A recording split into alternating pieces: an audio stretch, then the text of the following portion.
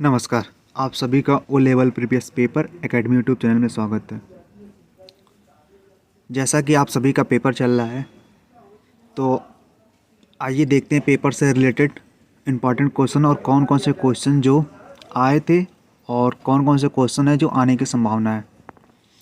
तो सबसे ज़्यादा इम्पॉर्टेंट पेपर में जो आता है कंप्यूटर की जनरेशन में हमेशा पूछा जाता है, किसी न किसी जनरेशन उठा देता है, या पहले जनरेशन से या दूसरी जनरेशन से या तीसरी जनरेशन से, किसी न किसी जनरेशन से उठा देता है।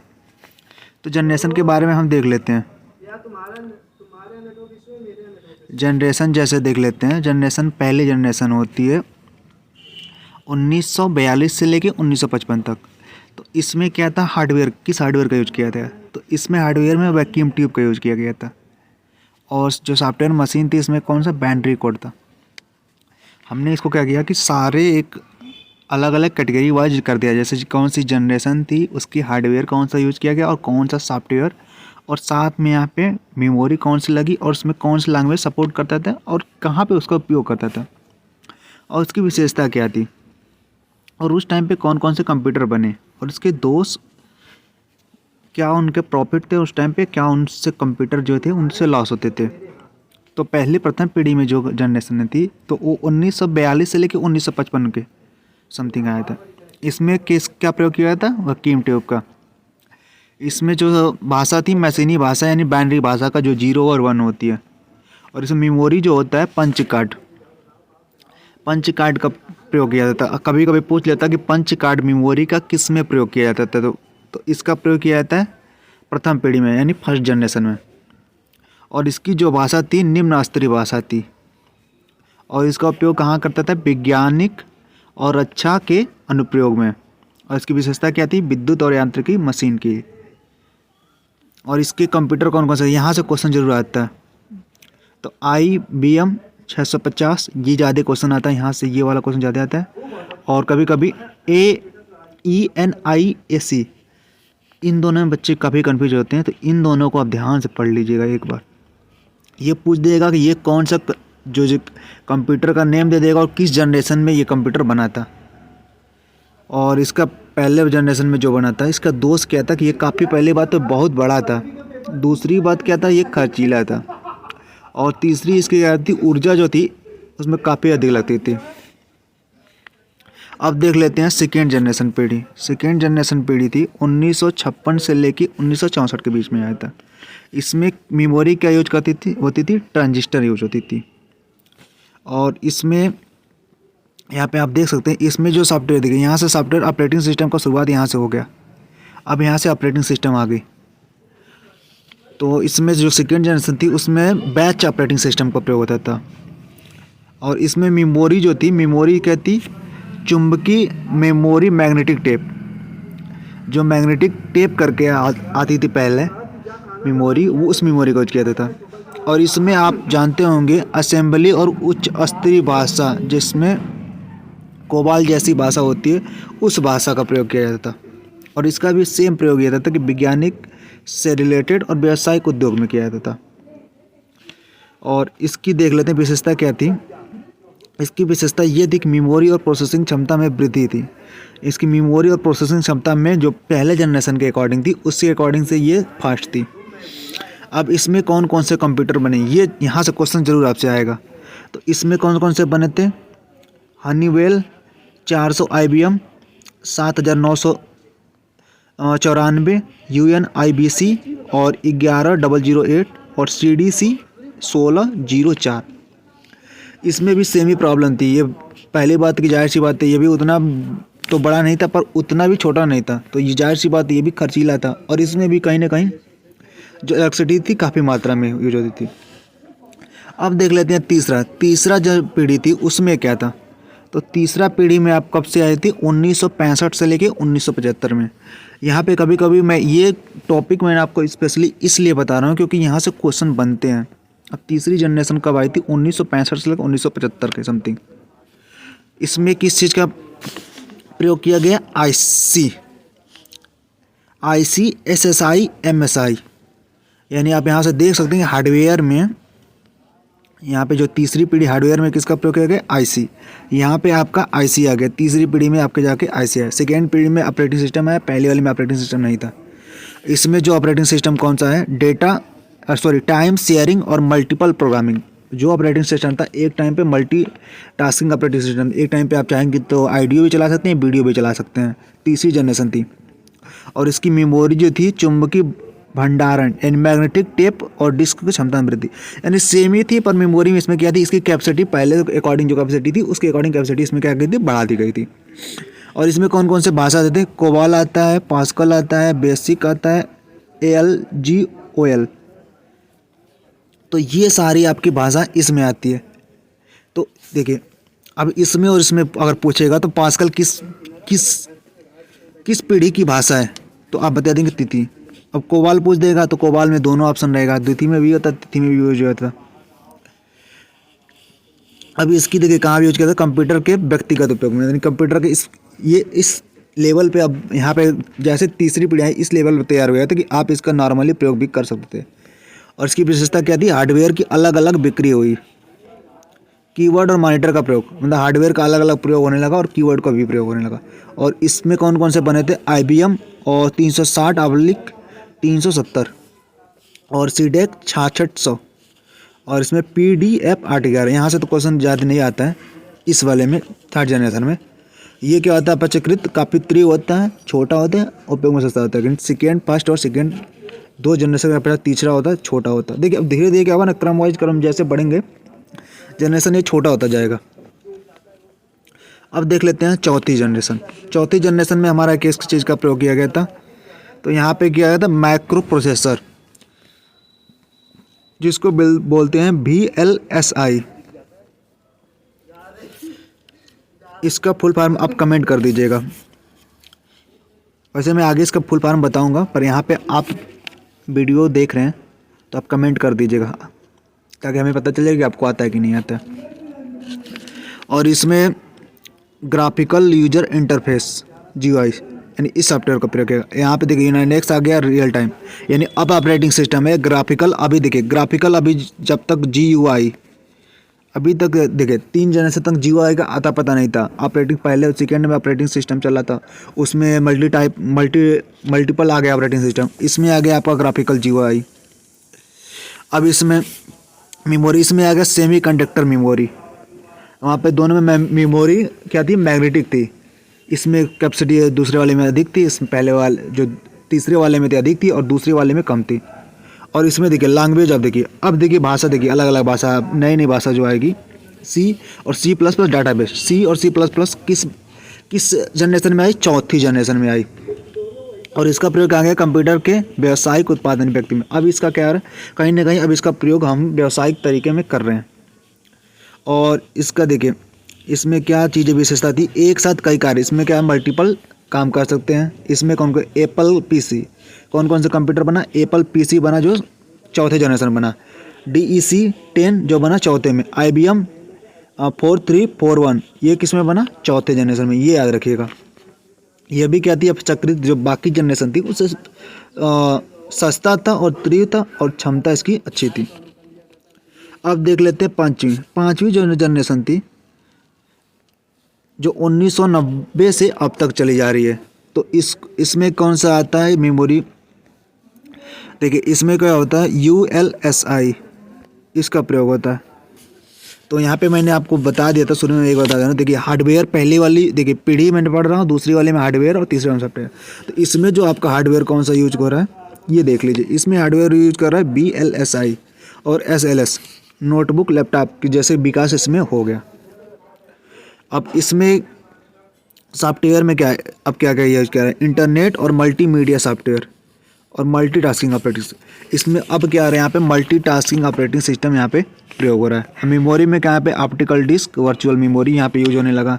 अब लैंग्वेज में इसमें क्या हो गया, तरह देखिए C++ और साथ में जावा का भी यहाँ पे प्रयोग होने लगा।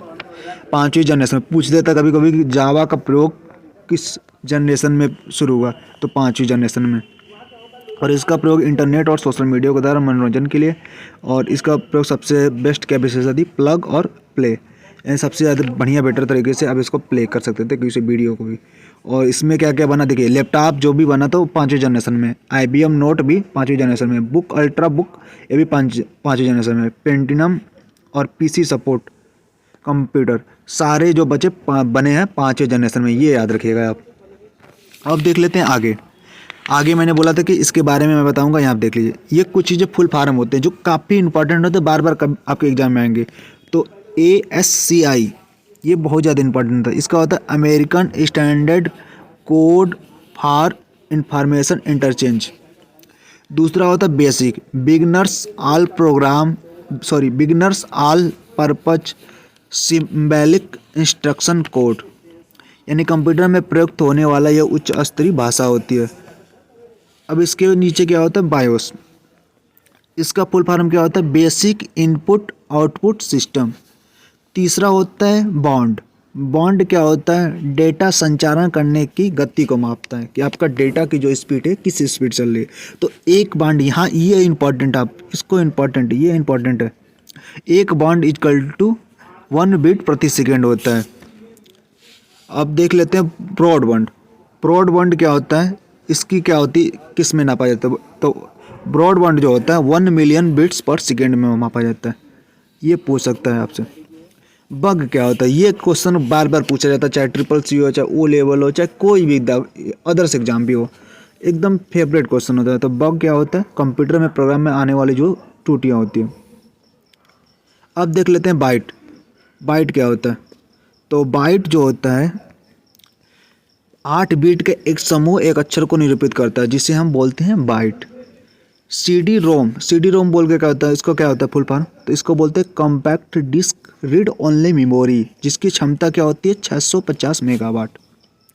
अब देख लेते हैं सेल क्या होता है, ये लिब्रा ऑफिस से रिलेटेड है, ये मैंने एक शॉर्ट फुल फॉर्म में ले लिया।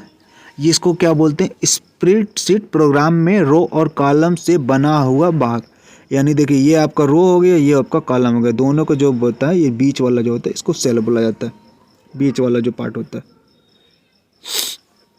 देखिए यहाँ पे मैंने बोला था कि आप कमेंट कर दीजिएगा, नहीं तो फिर मैं बताऊँगा। देखिए VLSI इसका फुल फॉर्म होता है वेरी लार्ज स्केल इंटीग्रेशन, और ULSI ultra large scale integration. इसी तरह कुछ और देख लेते हैं फुल फॉर्म। अब देख लेते हैं PR रोम, इसका क्या होता है, तो इसका इतना तो देखिए आपको पता है, बहुत से बच्चों को पता होता है, रीड ओनली मेमोरी। सारा दिक्कत होता है, कभी P आ जाएगा, कभी E आ जाएगा, कभी डबल E आ जाएगा, कभी M आ जाएगा, सारा खेल यहीं बिगड़ जाता है आपका। तो हमेशा ये चीज़ें याद रखिएगा, इतना तो आपको सेम रहेगा। अगर यहाँ पे O है तो ओनली हो जाएगा, RAM रैम है तो रैंडम एक्सेस मेमोरी हो जाएगा, तो ये हो जाएगा P रोम, तो programmable read only memory. E रोम इरेजेबल, देखिए E से इरेजेबल, P से प्रोग्रामेबल रीड ओनली मेमोरी। इसी तरह डबल E आ गया तो एक E का क्या होता है electrical erasable programming read only memory. Same इसी तरह M आ गया तो M का हो जाएगा मास्क, यहाँ पे मैं लिख दे रहा हूँ, कुछ लोग को नहीं दिख रहा होगा, तो MSKED मास्ट रीड ओनली मेमोरी। देखिए ये क्या होता है मेटलाइजेशन एक अस्थायी रूप से, जैसे कुछ बड़ी बड़ी कंपनी होती है वो क्या चाहते हैं कि मेरा डेटा हमेशा परमानेंट अस्थायी रूप से स्टोर रहे, क्योंकि आपको पता होगा कि कहीं ना कहीं जो रैम है रोम है ये सब चीज़ें एक टेम्परेरी भले कहने के लिए आपको लगता है कि इसमें डेटा चीज़ें रहती है, पर इसमें एक चीज़ें होती है कि ये कभी ना कभी एक समय होता है, उस समय के अनुसार इन लोगों को भी सेफ्टी रखना ज़रूरी होता है, पर कुछ इसीलिए बनाए गए एम रोम होता है। इसको आप परमानेंट कोई डाटा अगर स्टोर करना, जैसे बहुत से एप्लीकेशन या कोई विंडो से रिलेटेड सॉफ्टवेयर होते हैं उसमें उसको स्टोर करने के लिए एम रोम का यूज किया जाता है, ताकि डेटा हमारा परमानेंट वो स्टोर रहे। अब देख लेते हैं क्लासिफिकेशन ऑफ कंप्यूटर। तो क्या होता है कंप्यूटर का वर्गीकरण, तो इसको 3 भागों में बांटा गया है। पहला हार्डवेयर के उपयोग के आधार पर, दूसरा कंप्यूटर के आकार एवं साइज के आधार पर, और तीसरा कार्य पद्धति के आधार पर। तो पहला जो है हमने पढ़ लिया है, फिर भी हम देख लेते हैं। तो हार्डवेयर के आधार पर देखिए 5 जनरेशन बनी है, पहली, दूसरी, तीसरी, चौथी और 5वीं। इससे रिलेटेड मैंने बता दिया कि किस टाइप के क्वेश्चन और कहाँ से कैसे बनते हैं। अब देख लेते हैं दूसरा जो हमारा साइज होता है वर्क, मेन फ्रेम कंप्यूटर और मिनी कंप्यूटर और माइक्रो कंप्यूटर और सुपर कंप्यूटर, यहाँ से भी क्वेश्चन एक दो आ जाते हैं। सबसे ज़्यादा क्वेश्चन आगे अभी आपको बताएंगे, वहाँ से ज़्यादा क्वेश्चन आते हैं। और तीसरा होता है कार्य के पद्धति के आधार पर। तो क्या होता है, एनालॉग होता है, डिजिटल होता है, हाइब्रिड होता है। तो चलिए आगे देखते हैं। देखिए इसके पहले मैं कुछ एक चीज़ बता दे रहा हूँ आपको। देखिए डार्ट पिच क्या होता है।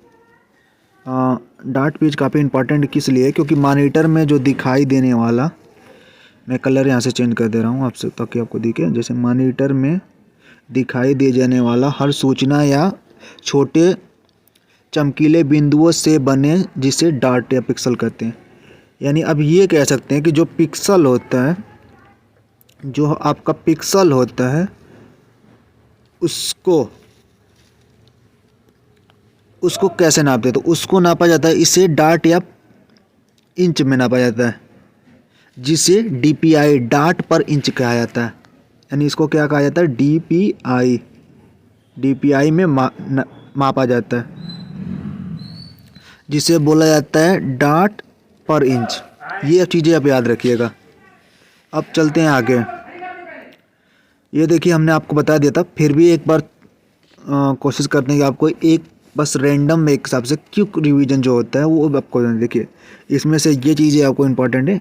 फर्स्ट जनरेशन में वैक्यूम 2 पंच कार्ड का उपयोग हुआ था, ENIAC, यूनिवेक और IBM। बाकी कोई इंपॉर्टेंट नहीं है इसमें ज़्यादा। फिर इसी तरह दूसरे जनरेशन में देख रहे हैं। दूसरे जनरेशन में क्या है, ट्रांजिशन का प्रयोग हुआ था। बाकी ज़्यादा कोई खास इंपॉर्टेंट नहीं। बाकी इसका डेट 1956 से लेकर 1963 तक। फिर इसी तरह देख लेते हैं, हाँ यहाँ महत्वपूर्ण देख लेते हैं। ट्रांजिस्टर का आविष्कार 1947 में बेल लेबोरेटरीज के जॉन वाल्डेन और विलियम शॉकेल, यानी इन तीनों ने मिलकर किया था। ये क्वेश्चन आज ज़्यादा आता नहीं है।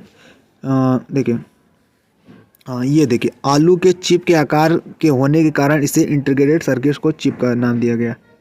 यानी इसकी साइज़ क्या थी, आलू के चिप जैसे जो होता है कि चिप्स जो छाना जाता है उसी के सेम तरह की साइज़ थी।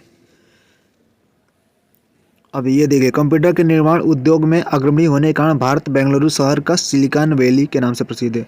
ये क्वेश्चन कभी कभी रियल केस में, क्योंकि अब के पेपर ऑनलाइन हो रहे हैं तो कहीं ना कहीं होता है, कुछ चीज़ें ऐसी होती हैं जो टॉपिक से हट के आते हैं और टॉपिक से हट के कुछ ऐसे क्वेश्चन आते हैं। तो बेंगलुरु शहर को क्या कहा जाता है, सिलिकॉन वैली के नाम से प्रसिद्ध है।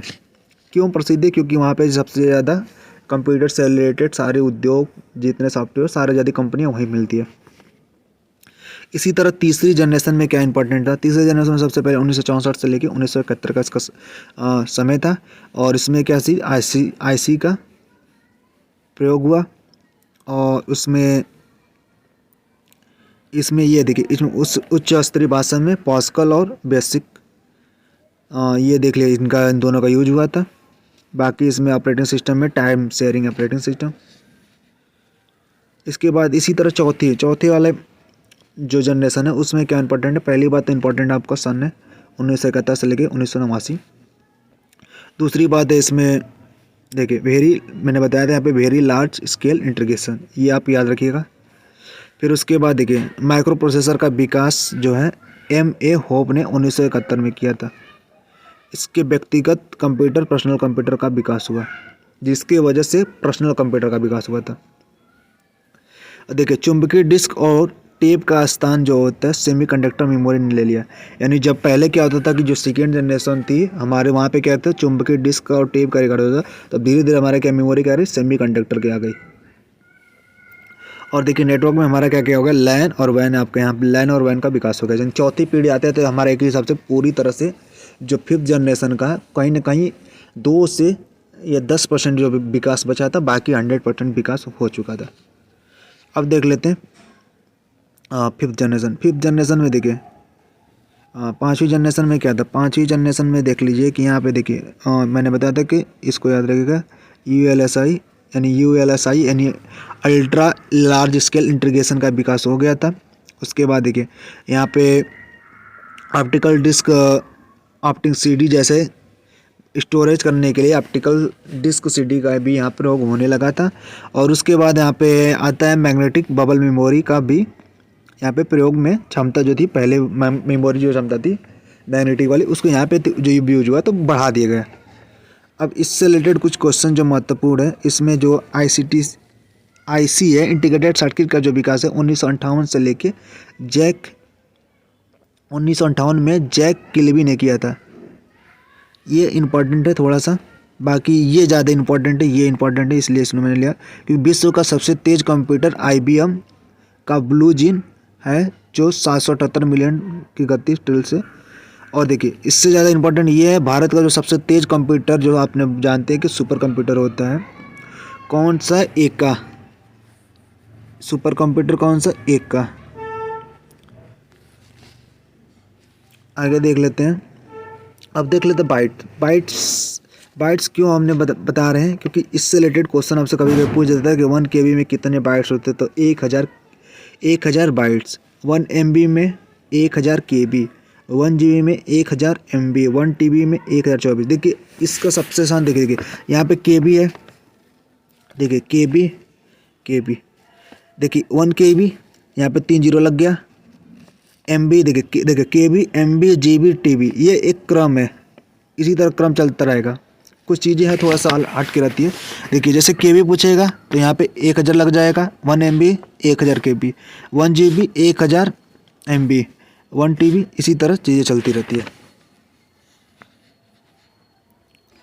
अब देख लेते हैं इनपुट डिवाइस में कुछ डिवाइस जैसे देखिए, कुछ इनपुट डिवाइस जैसे क्या हो गई, हमारी कीबोर्ड हो गई, माउस हो गई, जॉयस्टिक हो गई, प्रकाशी तंत्र यानी लाइट पेन हो गई, स्कैनर हो गई, बार कोडर हो गया, माइकर हो गया, इसका होता है मैग्नेटिक इंक कैरेक्टर रिकॉग्नाइजेशन। अब इसके बाद पंच कार्ड हो गया, फिर ऑप्टिकल मार्क रीडर हो गया, ऑप्टिकल कैरेक्टर रीडर हो गया, माइक हो गया। अब देख लेते हैं आउटपुट डिवाइस में जैसे मॉनिटर हो गया, प्रिंटर हो गया, प्लाटर हो गया, स्पीकर हो गया, कार्ड रीडर हो गया, टेप रीडर हो गया। उसके बाद देख लेते हैं कुछ जैसे चिप, यहाँ से क्वेश्चन कभी कभी आया था, कुछ माइक्रो प्रोसेसर एवं चिप। तो पेंटिनम पहले सबसे ज़्यादा फेमस होता था, पेंटिनम आता था, जितनी माइक्रो प्रोसेसर की चिप आती थी या CPU आता था उसमें से ज़्यादा पेंटिनम लगाता था। पेंटिनम प्रो, पेंटिनम 3, पेंटिनम 4, इंटेल सिलिकॉन। देखिए यहाँ पे अब क्या हुआ, देखिए पेंटिनम की 4, उसके बाद सिलिकॉन शुरू होगा, सिलिकॉन के बाद उसके बाद AMD एल्थान, फिर AMD ड्यूरान, फिर साइलिक्स, फिर उसके बाद देखिए अब इसके बाद यहाँ दौर गया इंटेल कोर 2 फिर उसके बाद Intel core i3, i5, i7। यहाँ पे अब जनरेशन इसका है, इसलिए दुकानदार आप जाते हैं तो पूछता है कि कौन सा आपको प्रोसेसर चाहिए, i3 का, i4 का, i3 का, i5 का, i7 का। तो कहीं ना कहीं अब इस टाइम पे जनरेशन किसकी है, i3, i5 और i7 का।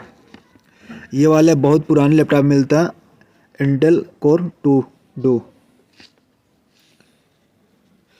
अब देखते हैं नेक्स्ट, अब देख लेते हैं मेमोरी। तो मेमोरी से पहले कुछ चीज़ें देख लेते हैं। मेमोरी जैसे होती है, मेमोरी में क्या होता है, पहला लेवल में होता है कैश मेमोरी होता है, दूसरा में होता है मेन मेमोरी होता है, तीसरा होता है प्रोसेसर होता है। और ये सारा चीज़ें किस पे व्यवहार करता है, प्रोसेसर पे, चीज़ें को स्पीड बढ़ाने के लिए।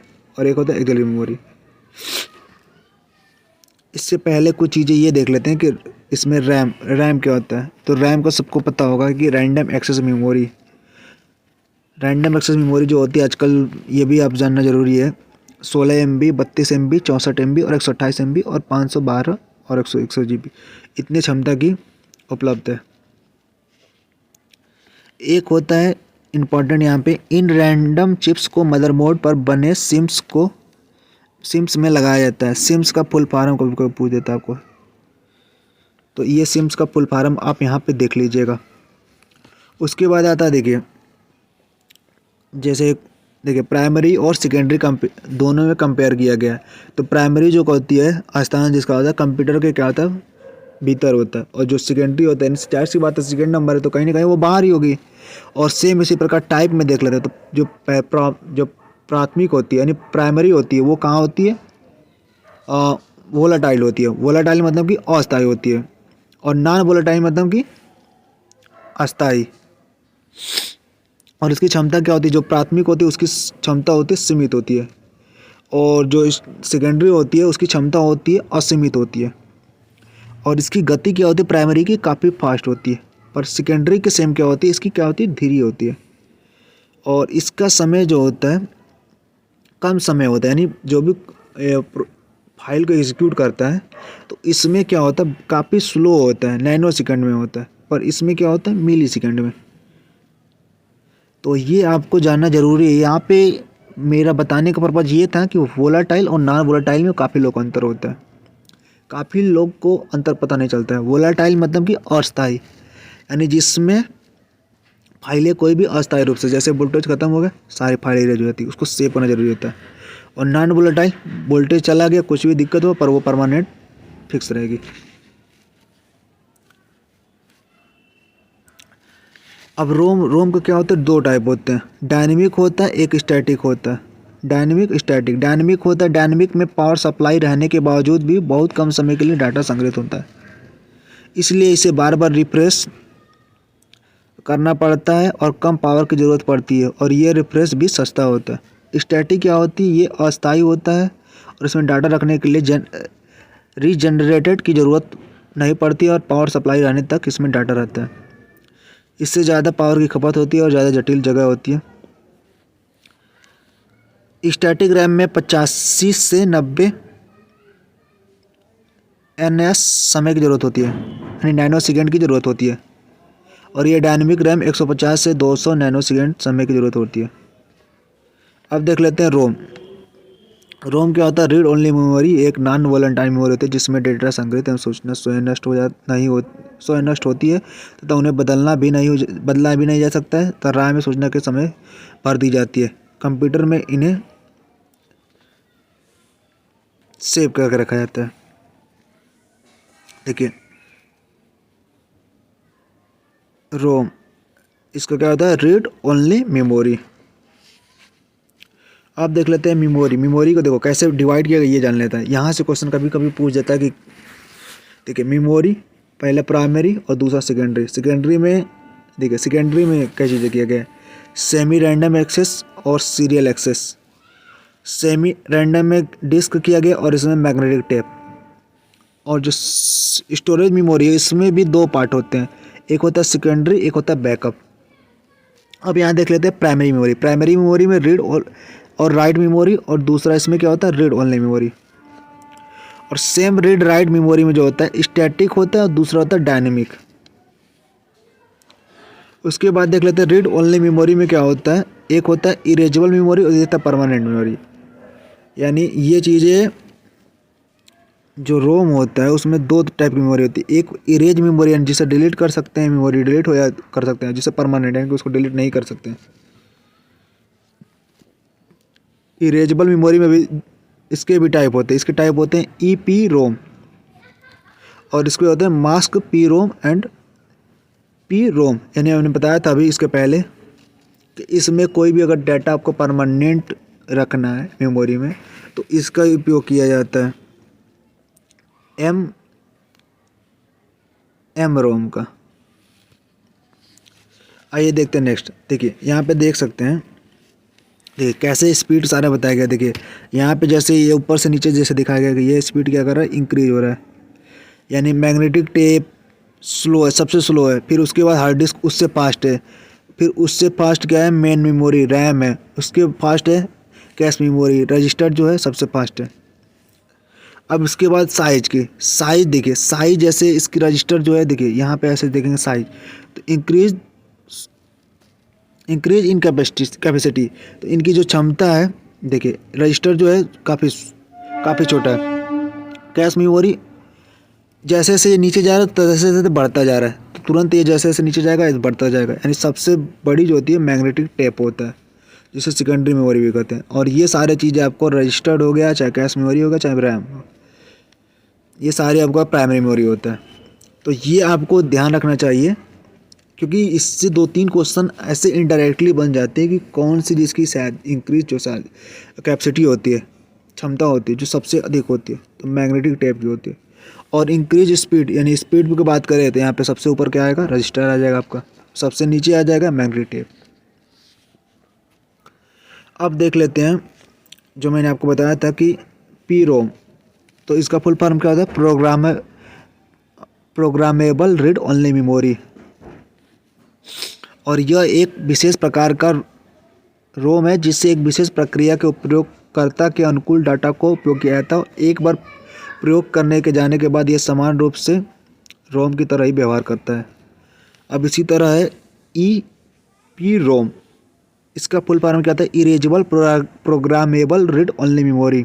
इस प्रकार के रोम पर पराबैंगनी अल्ट्रा वायलेट रेज किरण की सहायता से पुरानी प्रोग्राम को हटाकर नया प्रोग्राम बनाया जाता है। यानी इसमें क्या किया जाता है? अल्ट्रा एज को प्रवाहित करके पुराना जो डेटा उसको डिलीट करके नया किया जाता है। यानी इलेक्ट्रिसिटी का यूज किया जाता है कहीं ना कहीं। तीसरा क्या होता है? Double E P ROM. इसका फुल फॉर्म क्या होता है? Electrical erasable programmable read only memory. इस तरह के रोम को सर्किट से निकाले बिना इस पर उच्च विभव की सहायता से पुराने प्रोग्राम को हटाकर नया प्रोग्राम लिखा जा सकता है। इसका उपयोग मुख्यतः अनुसंधान में किया जाता है। तो ये तो आपका हो गया। अब इसी तरह एम रोम के बारे में बता दिया कि इसका होता है मास्क रीड ओनली, यानी कोई भी परमानेंट चीज़ें आपको स्टोर करनी है तो। इसी तरह होता है कैश मेमोरी, होता है कि डेटा प्राप्त करने की गति डेटा की गति से काफ़ी धीमी होती है। और मेमोरी प्रोसेसर के बीच इस प्रकार की स्पीड मिसमैच को दूर करने के लिए कैश मेमोरी का प्रयोग किया जाता है। अब इस प्रकार के क्वेश्चन जो इसके देख लेते हैं। तो आपसे पूछा था केपीएस का प्रयोग की गति नापने के लिए किया जाता है? प्रोसेसर की, डिस्क ड्राइव की, प्रिंटर की, टेप रिकॉर्डर की। तो यहाँ पे इसका राइट आंसर क्या हो जाएगा? प्रोसेसर। अब इसी तरह दूसरा क्वेश्चन देखते हैं। रोम में स्टोर किए गए प्रोग्राम को क्या कहा जाते हैं? तो रोम में जो प्रोग्राम होता है रोम में, तो उसको स्टोर करते हैं तो उस प्रोग्राम को क्या कहते हैं? हार्डवेयर कहते हैं? नहीं। सॉफ्टवेयर कहते हैं? नहीं। क्योंकि हार्डवेयर और सॉफ्टवेयर जो होता है एक हिसाब से वो पार्ट होता है पूरा, ना कि उस प्रोग्राम में। ये प्रोग्राम की बात पूछ रहा है। उपयुक्त में सभी नहीं, ये भी नहीं। तो इसका क्या हो जाएगा? फर्मवेयर। राइट आंसर इसका क्या हो जाएगा? बी। इसी तरह देख लेते हैं SAM। तो इसका फुल फॉर्म क्या हो जाएगा? Synchronisation excel memory, sim access memory, service access memory, और लास्ट में क्या है? System access memory. तो इसका सही आंसर क्या हो जाएगा? इसका सही आंसर हो जाएगा सीक्वेंस एक्सेस मेमोरी। अब देख लेते हैं लास्ट, इसके बाद question, next question. B ROM क्या होता है? तो बी रोम का फुल फॉर्म क्या होता है? बेकार read only memory, bipolar read only memory, bipolar read only memory. उपयोग सही। देखिए इस क्वेश्चन को सबसे पहले मैं बताया था कि इस क्वेश्चन करने से पहले आप देखिएगा रोम तो read only memory, read only memory, read on memory, यानी ये तो हो ही नहीं सकता। यानी कहीं ना कहीं हमारा दो ही आंसर। अब देखिए हमारे पास ऑप्शन क्या बचा? दो ऑप्शन बचा। कहीं ना कहीं हमारे पास अब दो ही चीज़ें बचा। तो या तो ये हो सकता है या तो ये हो सकता है। तो जब दो चीज़ें बचा तो क्या करेंगे? बाई देखिए बेकार रीड ओनली मेमोरी तो हो नहीं सकता, तो ये क्या हो जाएगा? Bipolar read only memory. कहीं ना कहीं ऑप्शन को आपको हटाना पड़ेगा, एग्जाम हॉल में सेम रणनीति अपनाना पड़ता है। कंप्यूटर में जब डेटा डालते हैं तो वह सबसे पहले किस वर्किंग मेमोरी में जाता है? रोम में जाता है, पी रोम में जाता है, हार्ड डिस्क में जाता है, किस में जाता है? तो सबसे पहले किस में जाएगा इसका आप बता दीजिए। तो इसमें क्या हो जाएगा? ये हो जाएगा रोम में सबसे पहले। Next question. हाँ अब देख लेते हैं कंपाइलर। अब कुछ लोग सोच रहे हैं कि ये सर M1 और 5 का इसमें कंपाइलर और इंटरप्रेटर को पढ़ा है, क्योंकि देखिए क्या ना, ये चीज़ें जब से पेपर ऑनलाइन हो रहे इसमें कहीं ना कहीं कुछ क्वेश्चन एग्जामिनर जानबूझ के ही आपको दे देगा M3 और 5 के, क्योंकि वो सोचता है कि बच्चा तो पेपर तो सारा दे रहा है, M1 M2 M3 सबका दे रहा है, तो कहीं ना कहीं हमको कंपाइलर और इंटरप्रेटर जाना चाहिए। तो कंपाइलर क्या होता है? पूरे प्रोग्राम को एक साथ परिवर्तित करता है। इंटरप्रेटर क्या होता है? इंटरप्रेटर यानी एक एक को लाइन बाय लाइन प्रिंट करता है, और ये पूरे मशीन भाषा को परिवर्तित करके उसे दोष दूर कर देता है। और इसमें क्या करता है? एक लाइन को मशीन में परिवर्तित करके उसकी गलती बताता है, फिर उसके आगे बढ़ता है और सभी गलतियों के साथ, यानी एक एक स्टेप उसके बाद देखिएगा, जो भी एरर आएगा उसको बताएगा, फिर आगे बढ़ेगा। इसमें अशुद्धि हटाने में धीमा है और अशुद्धि हटाने में, और ये क्या आता है? इंटरप्रेटर जो था अशुद्धि हटाने में काफ़ी तेज होता है, क्योंकि एक एक हटाएगा, एक करेगा तुरंत हटा देगा। और इसमें क्या होता है? एक ही बार ये तुरंत लग जाता है, तो कहीं ना कहीं वो एक ही बार जब किसी को दे दिया जाता है वर्क, तो कहीं ना कहीं वो स्लो तो हो ही जाएगा। और इसमें क्या होता है? कम्युनिकेशन या संपादन में कम समय लेता है, और इसमें क्या होता है? संपादन में अधिक समय लेता है। इसके बाद ऑपरेटिंग सिस्टम से रिलेटेड भी क्वेश्चन आ जाते हैं कि ऑपरेटिंग सिस्टम से रिलेटेड एक दो क्वेश्चन आपको मिलेंगे। जैसे ऑपरेटिंग सिस्टम में से रिलेटेड देखिए क्या होता है कि ऑपरेटिंग सिस्टम से सारे mouse, keyboard, sound card, speaker और आपके वीडियो कार्ड, इस सब कहीं ना कहीं एक आपका हार्डवेयर सब। अगर आप बिना हार्डवेयर, देखिए हार्डवेयर एक हिसाब से खोखला है, अगर ऑपरेटिंग सिस्टम ना हो तो ऑपरेटिंग सिस्टम ये सबको क्या करता है, चलाता है। इतना समझ आए। जब इस देखिए क्या होता है, अब क्वेश्चन क्या है, जब स्क्रीन कई क्षेत्रों में बटा जाता है तो इन क्षेत्रों को क्या कहते हैं, इन क्षेत्रों को क्या बोलते हैं। तो कभी कभी बोला जाता है कि आप अगर कुछ साइबर के कभी काम करते हैं तो वो क्या करते हैं, अलग अलग सेक्शन में बांट के कैसे अलग अलग विंडो पे काम करते हैं ताकि उनको आसान होता है। क्योंकि होता है ना कि कभी कभी साइट स्लो चलती है तो दूसरी वाली साइट ओपन कर लेते हैं ताकि होता है कि दूसरे विंडो पे। तो इसमें ऑप्शन क्या आ जाएगा, विंडो। ऑपरेटिंग सिस्टम का वो कौन सा भाग जो सीपीयू में होने वाले कार्य को निर्देशित करता है। तो इसका ऑप्शन क्या हो जाएगा, सही option kernel, file, folder, BIOS. CPU में होने वाले कार्यों को निर्देशित करता है, यानी कौन ऐसा जो है कि जो सीपीयू में कार्य हो रहा है उसको कमांड देता है। तो फाइल तो कमांड देने का काम नहीं करेगा, फोल्डर में तो रखा जाता है, बेसिक इनपुट आउटपुट सिस्टम तो ये तो करेगा नहीं। तो कहीं ना कहीं इसका राइट आंसर क्या हो जाएगा, ये हो जाएगा। देखिए आप ऑप्शन को पहले देखिए फिर उसके बाद ऊपर पढ़िए ताकि आपको एटलीस्ट कम से कम पता तो चले कि ये ऑप्शन इससे रिलेटेड मैच खाता ही नहीं है। एप्पल, ये क्वेश्चन काफ़ी इंपॉर्टेंट हो सकता है आ भी जाए। एप्पल का कौन सा ऑपरेटिंग सिस्टम यूज करता है, लाइनक्स यूज किया जाता है, विस्टा यूज किया जाता है, यूनिक्स किया जाता है, मैक किया जाता है। तो इसका राइट आंसर क्या हो जाएगा, इसका राइट आंसर हो जाएगा Mac.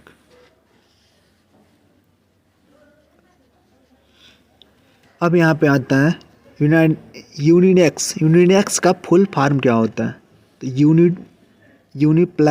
यूनिप्लेक्स information computer system, uniplex inter computer circuit, union information computer system, union info character system, इनमें से कोई नहीं। तो इसका राइट आंसर क्या हो जाएगा, तो इसका राइट आंसर हो जाएगा ये। विंडोज में वॉलपेपर जो लगते हैं वो कहाँ से बदलते हैं, कंट्रोल पैनल, डिस्प्ले से, माई कंप्यूटर से, सेटिंग से, रिसाइकिल बिन से। तो रिसाइकिल बिन देखिए ये ऑप्शन तो कभी हो ही नहीं सकता। सेटिंग से मे भी हो सकता है, 50% चार्ज हो सकता है। तो विंडोज में वॉलपेपर कहाँ से बदलते हैं, वॉलपेपर ज़ाहिर सी बात है कोई अगर चेंज करते ज़्यादातर चांस कहाँ से होता है, कंट्रोल पैनल पर, डिस्प्ले से। तो अब जाएंगे कंट्रोल पैनल जाएंगे, वहाँ पर डिस्प्ले जाएंगे, डिस्प्ले से कर देंगे क्योंकि डिस्प्ले से रिलेटेड ही पॉइंट है। अब देख लेते हैं, इसमें ज़्यादा हम एक मिनट आपका से कम समय लेंगे, बस आपको एक क्विक रिवीजन कर देंगे। ट्रैक बॉल क्या होता है, ट्रैक बॉल माउस के समान ही एक पॉइंटिंग डिवाइस है, यानी सेम इसका ट्रैक बॉल क्या होता है, माउस के रिलेटेड ही एक पॉइंटिंग डिवाइस होती है। तो ये पूछ सकता है कि क्वेश्चन क्या पूछेगा कि इनमें से कौन सी पॉइंटिंग डिवाइस है। तो ये हो जाएगा ट्रैक बॉल हो सकता है, उसके बाद आपका माउस भी हो सकता है, परंतु उसमें एक बॉल होती है। डिफरेंस क्या होता है इसमें, एक क्या होता है बीच में बॉल होती है जिससे उंगलियों की मदद से घुमाकर पॉइंटर के मूवमेंट को कंट्रोल किया था और इससे न ही समतल सतह पर न ही माउस की तरह इधर उधर घुमाने की जरूरत होती है। अब दूसरा क्या है, स्कैनर क्या होता है, स्कैनर का प्रयोग पेपर के कोई भी डिजिटल लेवल से स्कैन करने के होता है। इसमें क्या होता है, इसमें प्लेट बेड स्कैनर होता है, हेड स्कैनर होता है, ड्रम स्कैनर होता है। ये सारे देखिए पेपर आए हुए हैं। जॉयस्टिक क्या होता है, जॉयस्टिक इनपुट डिवाइस है, एक पॉइंटिंग डिवाइस है जो सभी दिशा में मूव करती है और इसका प्रयोग क्या होता है, गेम खेलने में करते हैं। लाइट पेन क्या होता है, जैसे हम कंप्यूटर से रिलेटेड कोई चीज़ है, मान लीजिए कंप्यूटर से पढ़ा रहे हैं तो कंप्यूटर से पढ़ाने के टाइम पे हम क्या होता है कि कोई चीज़ डिस्प्ले पे लिखना चाहता है, डिस्प्ले पे लिखने से रिलेटेड अगर कोई चीज़ हमें करना है तो कहीं ना कहीं हम लाइट पेन का यूज़ करेंगे। डिस्प्ले पे कोई ऑब्जेक्ट को हमें दिखाना है। वेब कैमरा, ये एक डिजिटल कैमरा होता है जिसे कंप्यूटर से जोड़ा जाता है, जैसे वीडियो कॉन्फ्रेंसिंग कुछ भी करें तो वेब कैमरा हो गया। अब इसी तरह होता है डिजिटाइजर एक इनपुट डिवाइस है जिसमें एनालॉग डिजिटल के रूप में क्या होता है, एनालॉग को डिजिटल में कन्वर्ट करता है और ये ग्राफिक्स टेबल के नाम से जाना जाता है। इसका प्रयोग विशेष रूप से जैसे कोई एनिमेशन या डिज़ाइन, कोई ग्राफिक्स आपको बनानी है तो इसका प्रयोग करते हैं। ये मैं बता रहा हूँ इसलिए क्योंकि आप जानते रहेंगे तो आपको ऑप्शन इससे रिलेटेड आएंगे तो आप तुरंत का तुरंत इसको सही कर लेंगे। माइक्रोफोन क्या होता है, ये एक इनपुट डिवाइस है जो ध्वनि को इनपुट डिवाइस करता है, इनपुट करता है, जिसे बाद में डिजिटल के रूप में स्टोर करता है। देखिए ये क्वेश्चन यहाँ पे पूछ सकता है कि कौन सा जो इनपुट को डिजिटल रूप में, पहले क्या था इनपुट लेता है और डिजिटल रूप में ये क्या करता है स्टोर करते किया जाता है। यहाँ से ये क्वेश्चन बहुत आता है, MICR magnetic ink card reader, यह एक सूचनाओं का परीक्षण मैट्रिक्स के रूप में करता है और इसका प्रयोग बैंकों में कोड नंबर, चेक के नंबर या चुंबकीय स्याही, देखिए इसका प्रयोग कहाँ किया जाता है बैंक में। इसमें एक चेक नंबर या कोई चीज़ को वेरीफाई करना हो तो एक चुंबकीय स्याही से चेक पर चिन्हित करने पहचान करने किया जाता है। बार कोड आपको तो पता होगा, बार कोड जहाँ पे कपड़ा लेने जाते हैं तो कहीं ना कहीं आपको बार कोड से स्कैनिंग करता है, तुरंत पता चलता है कि आपका इसका कितना रेट हुआ। तो बार कोड एक इनपुट डिवाइस है जिसमें कागज से छपे हुए बार कोड प्रकाश के अंधेरे लाइनों के रूप में डेटा को पढ़ने के लिए किया जाता है। देखिए ये क्वेश्चन आया हुआ RBI, कहीं ना कहीं हम क्वेश्चन, ये सारे क्वेश्चन लेने का मेरा पर्पज़ ये है कि अब क्या है ना कि एग्जाम पेपर ऑनलाइन हो रहे थे, कहीं ना कहीं पेपर कहीं ना कहीं से काफ़ी पेस्टी होंगे। OMR optical mark reader, OMR एक इनपुट डिवाइस है जिसका उपयोग पेन या पेंसिल द्वारा बनाए गए कुछ डिवाइस विकल्पों को बॉक्स को पहचान करने का था। अब सेम इसी तरह OSR होता है, ऑप्टिकल कैरेक्टर रीडर। OSR एक इनपुट डिवाइस है जिसका प्रयोग हाथों से लिखित एवं टाइप किए गए प्रिंट टेक्स्ट की छवि को डिजिटल रूप में बदलने किया जाता है। अब देख लेते हैं आउटपुट डिवाइस। आउटपुट डिवाइस में सबसे पहले क्या होता है मॉनिटर होता है। तो मॉनिटर में एक होता है CRT मॉनिटर होता है, LCD होता है, LED होता है, TFT होता है।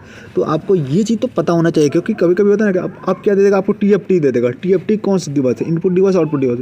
अब आप पगला जाएंगे, आप सोचेंगे ये कौन सा दे दिया। तो इसीलिए हम कहते हैं कि आपकी रिवीजन जरूर पढ़ना जरूरी होता है। प्रिंटर क्या है, एक आउटपुट डिवाइस है, इसका प्रयोग कंप्यूटर से प्राप्त परिणाम को किसी भी पेपर पर आउटपुट करने के जाता है।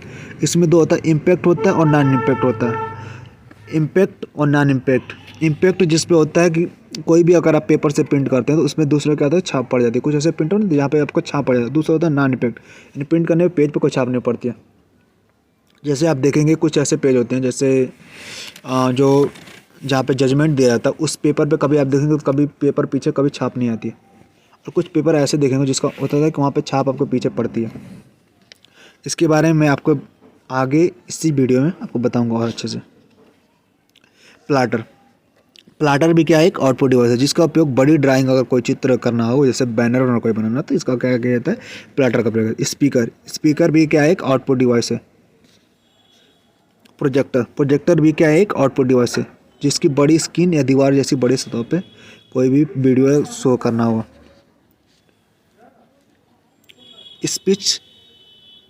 स्पीच से रिलेटेड अगर कम्युनिकेशन करना हो तो ये इस डिवाइस का कॉपी वॉइस में बदलकर आउटपुट रूप में प्रयोग किया जाता है।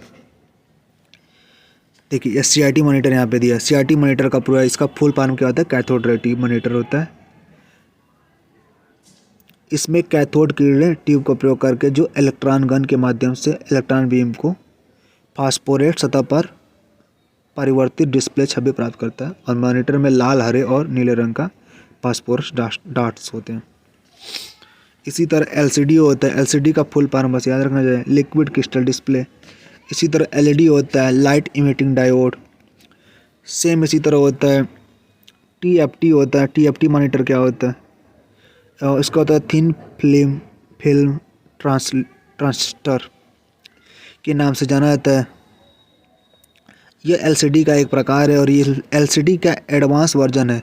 देखिए LCD का एडवांस वर्जन है, और जो एक्टिव मैट्रिक्स का उपयोग होता है इसमें हर पिक्सल को ट्रांजिस्टर और कैपेसिटर के साथ अलग अलग जोड़ा जाता है।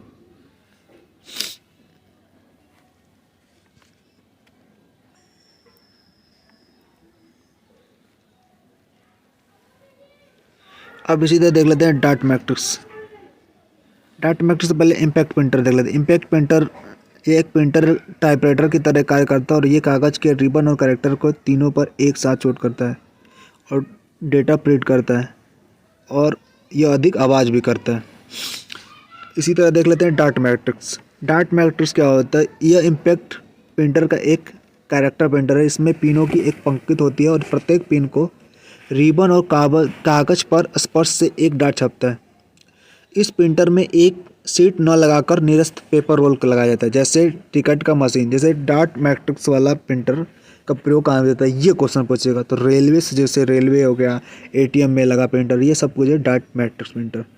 और डेजीविल प्रिंटर क्या होता है, इसका प्रयोग कहाँ किया जाता है, जैसे पत्र लिखने में काम आता है। प्रिंटर एक प्रकार का प्रिंटर जो हेड की जगह डिजीविल लगाया था, इसका उपयोग ग्राफ चित्र प्रिंट करने में। लाइन प्रिंटर जो बार प्रिंटर के रूप में जाना जाता है, एक बार में एक लाइन प्रिंट करता है। यह उचित प्रवाह प्रिंटर है और प्रति मिनट 500 से 3000 लाइन प्रिंट करता है। अब देख लेते हैं non impact printer. Non impact printer क्या होता है, यह प्रिंटर ध्वनि मुक्त प्रिंटर होता है, यानी जो इम्पैक्ट प्रिंटर था वो क्या कर रहा था, ध्वनि कर रहा था, और ये क्या करता है, ध्वनि नहीं करता है, और ये कागज़ को चोट नहीं करता, यानी जो कागज़ को डायरेक्ट चोट करता था, यानी आप देखेंगे जैसे प्रिंट होता है तो तुरंत क्या होता है कि कागज़ पर चिपकता और प्रिंट करता है, पर इसमें ऐसा नहीं होता नॉन इम्पैक्ट। यानी कब क्या करता है, इम्पैक्ट मतलब इम्पैक्ट नहीं डालेगा, यानी वो आपको चिपकेगा नहीं, बल्कि ये स्याही से फुहारे कागज़ पर, बल्कि ये क्या करता है कि स्याही के साथ फुहारे कागज़ की तरह ये छोड़ता है, और ये प्रिंट के समय एक पूरा पेज प्रिंट कर सकता है। इसे पेज प्रिंटर के अनुरूप से जाना जाता है। ये दो प्रकार का होता है, लेजर प्रिंटर होता है, इंकजेट। अब देख लेते हैं लेजर प्रिंटर। लेजर प्रिंटर क्या होता है, लेजर प्रिंटर एक टेक्स्ट छवि को कागज रूप में प्रिंट करने के लिए एक बीम और प्रकार की, देखिए ये क्या होता है, लेजर प्रिंटर का होता है बीम। जैसे बीम आपसे समझ सकते हैं कि लेजर लाइट निकलती है और बीम हो जाती है, जैसे कि ऐसे बीम ऐसे बीम जाएगी और पूरे डिस्प्ले पे जाएगी और पूरा वो कैप्चरिंग कर लेगी। फिर उसके बाद जैसे पूरी कैप्चरिंग करेगी तब आपको बीम के ऊपर लेजर जो होता है, लेजर एक हिसाब से समझिए लेजर बीम करता है और उस हिसाब से उस आपके जो भी डॉक्यूमेंट होता है उसको स्कैन करता है, फिर वो प्रिंट कर देता है। अब इसी तरह देख लेते हैं इंकजेट प्रिंटर। इंकजेट प्रिंटर ये स्याही के फुहारों से छोटे छोटे बिंदु डालकर छपाई करती है और उसमें कार्टेज का उपयोग किया जाता है। इंकजेट प्रिंटर जो होता है कार्टेज का प्रयोग किया जाता है। इसमें 4 रंग की स्याही, जैसे काला, पीला, अलग अलग कलर की, मतलब जो भी आप जिस कलर के चाहेंगे 4 कलर से स्याही इसमें डाल सकते हैं। अब देख लेते हैं लाइनेक्स। लाइनेक्स में थोड़ा सा बता देते क्योंकि यहाँ से क्वेश्चन बहुत ज़्यादा इंपॉर्टेंट ये रहता है, क्योंकि लाइनेक्स एक ऐसा टॉपिक है, ये एक ऐसा ऑपरेटिंग सिस्टम है जो काफ़ी फ्री और काफ़ी पॉपुलर भी है।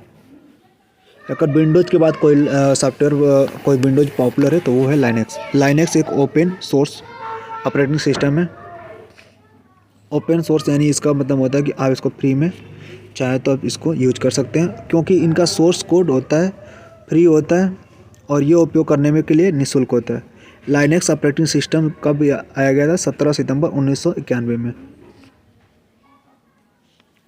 और इसको लाया गया था लिनियस टोरवाल्ड्स द्वारा जारी किया गया था। लाइनेक्स मल्टी यूज़र होता है, मल्टीटास्किंग होता है और मल्टी प्रोग्रामिंग ऑपरेटिंग सिस्टम होता है। इनकी ये क्वालिटी वो काफ़ी बेटर बनाती है बाकी हमारे विंडोज़ से। लाइनेक्स जो है सी लैंग्वेज असेंबली में लिखा गया है। अभी क्वेश्चन यहाँ से भी पूछ सकते, लाइनेक्स जो है वो सी लैंग्वेज में लिखा है। असेंबली लैंग्वेज में एक लो लेवल और प्रोग्रामिंग भाषा, यह बहुत कम मेमोरी लेती है, इसका टाइम एग्जीक्यूशन कम होता है। Linux operating system GUI base graphical interface, GUI और CUI दोनों पे एक इंटरफेस पे काम करता है। जैसे उदाहरण के लिए ऑपरेटिंग सिस्टम UNTU, ये आपको पूछ देगा कौन सा किसका ऑपरेटिंग सिस्टम है, तो ये है लाइनेक्स का। इसी तरह सेम देख लेते हैं system software, user processor, user usability, compiler और सिस्टम लिबर्टी और कर्नल मॉड्यूल और हार्डवेयर। एक प्रोसेसिंग है, स्टेप बाय स्टेप कैसे क्या वर्क करता है लाइनेक्स, इसलिए हमने इसको ऐड कर दिया इसमें। देखिए हमने इसमें यहाँ पर रख दिया कि लाइनेक्स का ऑपरेटिंग सिस्टम से रिलेटेड, ये आप इसको आपने पलट के जाइएगा, क्योंकि क्वेश्चन ये पूछ लेगा कि कौन सा लाइनेक्स ऑपरेटिंग सिस्टम है, कोई ना कोई इसमें से कोई दे देगा। अब देख लेते हैं नेक्स्ट आ गया। अब देख लेते हैं विंडोज़ का सबसे पहले फुल फॉर्म देख लेते हैं। विंडोज़ का क्या था, W से क्या था वाइड, I से क्या था इंटरेक्टिव, N से क्या था नेटवर्क, D से क्या था डेवलपमेंट और O से क्या था फार ऑफिस, W से क्या था वर्क, S से क्या था सोल्यूशन। तो ये हमारा हो गया विंडोज़ का फुल फॉर्म। अब देख लेते हैं विंडोज़ के इंट्रोडक्शन। विंडोज़ का सबसे पहले देख लेते हैं, ये विंडोज़ एक ग्राफिकल GUI यानी ग्राफिकल बेस इंटरफेस है ऑपरेटिंग सिस्टम है जिसे माइक्रोसॉफ्ट कॉरपोरेशन नाम की एक प्रसिद्ध आईटी कंपनी ने विकसित किया गया था। और माइक्रोसॉफ्ट विंडोज की घोषणा बिल गेट्स ने कब किया था? 10 नवंबर 1983 में। यानी सबसे पहले 10 नवंबर 1983 में बिल गेट्स ने इसकी घोषणा की। उस समय देखिए ये, और बाद में माइक्रोसॉफ्ट ने MS डॉस के लिए, MS डॉस का प्रयोग यहाँ पे नहीं हो रहा था, MS डॉस को जोड़ने के बाद वन पॉइंट देखिए फिर 1900 इसी का देखिए 1985 में फिर से क्या किया जा रहा है। तो 1985 में यहाँ पे फिर से किया जा रहा है जोड़ने के बाद। 1985 में यहाँ पे जैसे जोड़ा जा रहा है फिर से इसका क्या कह रहा है, घोषणा किया जा रहा है। वो कौन सा बन के आ रहा है? विंडोज 1.0। तो यहाँ पे इसीलिए विंडोज 1.0। देखिए यहाँ पे इम्पोर्टेंट जो है विंडोज, आप ये देख लीजिएगा। विंडोज 10 कब आया था? 2015 में। विंडोज 7 कब आया था? 2009 में। इसी तरह विंडोज HP आया था 2001 में। विंडोज 98 कब आया था? तो ये आया था 1998 में। अब देख लेते हैं विंडोज के शॉर्टकट की। Ctrl+F4 से क्या होता है? Ctrl+F4 से देखिए, Ctrl+F4 से क्या होता है? जितने भी हम विंडोज खोले रहते हैं सारा क्या होता है? हमारा बंद हो जाता है। Ctrl+Shift+Escape से क्या होता है? टास्क मैनेजमेंट को ओपन करना हो जाता है। और Ctrl+Escape से क्या होता है? स्टार्ट मेनू को ओपन हो जाता है। Ctrl+D से क्या होता है? चयनित आइटम को डिलीट करना होता है।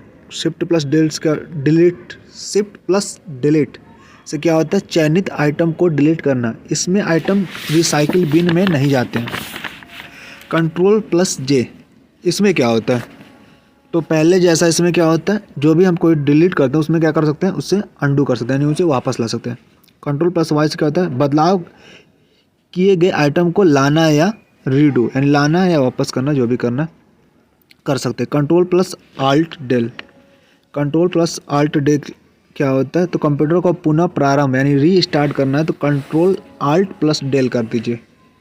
Ctrl+T से क्या होता है? विंडोज के गूगल क्रोमो के ब्राउज़र में एक नया टैब अगर ओपन करना है तो Ctrl+T करिए। जैसे ही आपको क्या करेगा, गूगल जो भी आप क्रोम खोले हैं उसमें क्या करेगा? नया टैब खोल के ओपन कर देगा। और जैसे Ctrl+O करते हैं तो कंट्रोल में क्या करेगा? फाइल खोलने के लिए आपको। और Ctrl+A क्या करता है? सभी कंटेंट को एक साथ चयनित करने के लिए, यानी जितने भी आप मान लीजिए कि कोई टेक्स्ट लिखिए और सभी को आपको सेलेक्ट करना है तो Ctrl+A कर दीजिएगा। और Ctrl+V से क्या होता है कि पेस्ट करना है। अगर कोई सेलेक्ट किया तो वहाँ पे पेस्ट करना है तो उसे पेस्ट कर सकते हैं। और Ctrl+X से क्या होता है? Ctrl+X से क्या होता है कि कोई भी अगर काटना है आपको तो काट सकते हैं। और Ctrl+C से भी वही कट का ऑप्शन ही आता है। अब देख लेते हैं Ctrl+Alt+Tab। Ctrl+Alt+Tab क्या करता है? ये ओपन एप्लीकेशन को देखना है।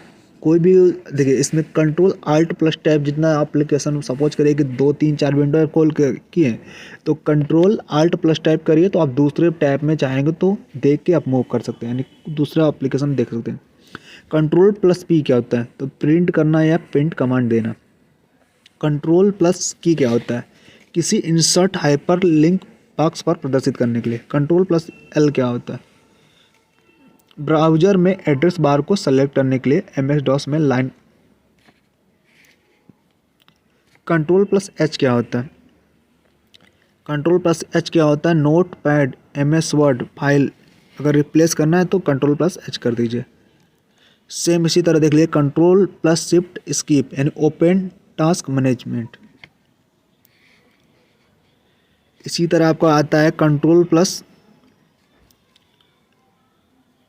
विंडोज की +H। शेयर कंटेंट कोई भी करना है तो Windows+H करिए। और कोई भी अगर आपको विंडोज का डिस्प्ले आइडियो कनेक्ट करना है तो आप तुरंत क्या करिए। और D करना है, Windows+D करते हैं तो सभी टैब को छिपाने या डेस्कटॉप को सीधे जाने के लिए। और अगर Alt+Tab करते हैं तो एक से अधिक अगर विंडोज को स्विच करना है तो Alt+Tab करने के बाद वो ऑप्शन आपको आ जाता है कि एक विंडोज से दूसरे विंडोज में आपको जाने के लिए। अब देख लेते हैं आगे अब आगे देख लेते हैं नेटवर्किंग। नेटवर्किंग देखिए, नेटवर्किंग M1R5 में सेम जहाँ से क्वेश्चन आ रहा है, यहाँ से सेम क्वेश्चन M2R5 में भी आ रहा है नेटवर्किंग से, और सेम क्वेश्चन M3R5 में भी आ रहा है। सॉरी, M3R5 में नहीं, M4R5 में, क्योंकि M3R5 में तो प्रोग्रामिंग है। तो ये तीनों, ये वाला पार्ट जो नेटवर्किंग है, तीनों बच्चों को पढ़ना पड़ेगा, क्योंकि नेटवर्किंग से काफ़ी क्वेश्चन बन सकते हैं और काफ़ी क्वेश्चन आते भी हैं। तो इसमें देख लेते हैं लैन। लैन क्या होता है? Local area network. तो इसमें आपको बस इतना ही जानना ज़रूरी है, बाकी कोई ज़्यादा नहीं जानते तो कोई दिक्कत नहीं है। बाकी ये देख सकते हैं कि लैन कैसे कनेक्ट हुआ है, सारे चीज़ें लोकल एरिया नेटवर्क में सारे एक नहीं नेटवर्क में कनेक्ट है। अब उसी तरह देख लेते हैं वैन, वाइड एरिया नेटवर्क, यानी उससे अधिक दूरी में अगर कनेक्ट करना है तो वाइड एरिया नेटवर्क। अब ये देख लेते हैं इंटरनेट द्वारा डाटा ट्रांसफर करने के लिए ATM ISDN फ्रेमवर्क की तकनीकों का उपयोग किया जाता है। इसमें देखिए, ये देखिए इंटरनेट है और सेम ये देखिए सारे डिवाइसेस से कनेक्ट है। यानी एक लेवल क्या था कि लैन में क्या था, एक लोकल एरिया नेटवर्क था। वाइड एरिया में क्या हो गया, एरिया के बढ़ गया, तो धीरे धीरे ये यहाँ पे ये PC और सांप का ये चीज़ें कनेक्शन देखिए, धीरे धीरे इसका क्या है, सारा इंडिया मेन हब ही यहाँ पे। इसी प्रकार यहाँ पे देख लेते हैं मैन। मैन क्या होता है? Metropolitan area network. तो दो या दो से अधिक नेटवर्क जब लोकल, देखिए इसमें दो या दो से अधिक लोकल एरिया नेटवर्क के साथ जुड़े होते हैं, और जैसे इसमें राउटर हब स्विच मिलकर एक मेट्रोपॉलिटन एरिया नेटवर्क का निर्माण करते हैं। तो स्केल में क्या किया जाता है, अगर इसमें क्या आता है, देखिए राउटर स्विच और हब्स, ये तीनों काम क्या करते हैं, कहीं ना कहीं हमारी जो नेटवर्क की लेंथ होती है उसको बढ़ाने का काम करते हैं। अब देख लेते हैं पैन। पैन क्या होता है? Personal area network. तो यह नेटवर्क होता है जो कंप्यूटर के उपकरणों से 10 मीटर की रेंज से कनेक्ट होता है। यानी एक हिसाब से आप समझ सकते हैं कि पैन एक हिसाब से ब्लूटूथ ही है, 10 मीटर इसका रेंज में जो भी डिवाइस उसको कनेक्ट कर सकते हैं। पैन नेटवर्क का उपयोग पर्सनल कंप्यूटर उपकरणों को जोड़ने के लिए किया जाता है। अब देख लेते हैं वैन, वर्चुअल प्राइवेट नेटवर्क, VPN जिसको बोलते हैं VPN एक डिवाइस नेटवर्क से इंटरनेट पर एक इनक्रिप्टेड कनेक्शन है। यह सुनिश्चित करने में मदद करता है कि संवेदनशील डाटा सुरक्षित रूप से भेजा जा सकता है। मतलब ये देखिए करता है कि पहली बात है हमें ये पता चलता है कि जिससे हम डिवाइस से कनेक्ट कर रहे हैं ये पता चले कि वो डिवाइस ऑलरेडी कनेक्टेड है कि नहीं। यह सार्वजनिक नेटवर्क पर निजी नेटवर्क प्राइवेट बनाकर उपयोगकर्ता की, और दूसरा इसका काम क्या होता है VPN का, ये प्राइवेसी जो होती है उस प्राइवेसी को सिक्योर बना के रखता है। VPN का प्रयोग प्रॉक्सी सर्वर में किया जाता है, जैसे इंटरनेट और एक्स्ट्रानेट। अब देख लेते हैं इंटरनेट और एक्स्ट्रानेट। इंटरनेट एक निजी प्राइवेट नेटवर्क है। यहाँ पे मैंने बताया था कि क्या VPN के दो पार्ट है, इंट्रानेट और एक्स्ट्रानेट। इंटरनेट एक निजी प्राइवेट नेटवर्क है जो बड़ी कंपनी संगठन द्वारा संचालित इंटरनेट तकनीकी प्रोटोकॉल का उपयोग करता है, और इसका प्रयोग सिर्फ उसी कंपनी के कर्मचारी कर सकते हैं जिसे यूजर ID पासवर्ड है। यानी इंटरनेट अगर कोई भी उस कनेक्शन का यूज कर रहा है तो वही व्यक्ति यूज कर सकता है जिसको यूजर ID पासवर्ड पता है। अब दूसरा देख लेते हैं एक्स्ट्रानेट एक इंटरनेट है, निजी या भी प्राइवेट है, लेकिन इसका उपयोग कंपनी और संगठन के कर्मचारी के साथ साथ बाहर के व्यक्ति इंटरनेट द्वारा उपयोग कर सकते हैं, लेकिन सबके लिए अलग अलग यूजर नेम पासवर्ड दिया जाता है। यानी इसका देखिए क्या सेम इंटरनेट और एक्स्ट्रानेट सेम दोनों का प्रोसेस यही है। इंटरनेट में एक प्रोसेस ये किया कि जितने व्यक्ति अंदर के सारे वही एक्सेस कर सके नेटवर्क को, पर एक्स्ट्रानेट में उसमें बढ़ा दिया गया। कभी कभी होता है कि बैंक होता है, कुछ बैंक में तो कभी कम एक्सेस दिया जाता है, कभी कभी ऐसे होते हैं जैसे होता है रेलवे चीज़ होती है। रेलवे में आप देखे होंगे तो एक वाईफाई होती है, तो वाईफाई कहीं ना कहीं उसी वाईफाई से रेलवे स्टेशन का सारे काम होते हैं। और आप देखते हैं कि रेलवे स्टेशन के बाहर भी आपके लिए एक्सेस दिया जाता है, फ्री एक्सेस दिया जाता है, कि ताकि आप कोई भी यात्री है जिसको प्रॉब्लम हो कोई या अपना नेट कनेक्शन करना हो तो वो कनेक्शन कर सकता है। तो उसके लिए क्या कहता है, उसकी एक्सेस जो होती है उसको बढ़ा दिया जाता है ताकि कोई बाहरी भी हो वो भी एक्सेस कर ले। तो इसीलिए दिया गया कि उसके लिए यूज़र आईडी पासवर्ड दिया जाता है, अलग यूज़र पासवर्ड। तो आप क्या करते हैं कि आप अपना फ़ोन रजिस्टर करते हैं, जाके प्रोसेस करते हैं, पर बाकी जो अंदर उसी सेम नेट को करते हैं तो उनके लिए प्रोसेस अलग है। तो इन दोनों में अंतर है, ये पूछा जाता है आपसे।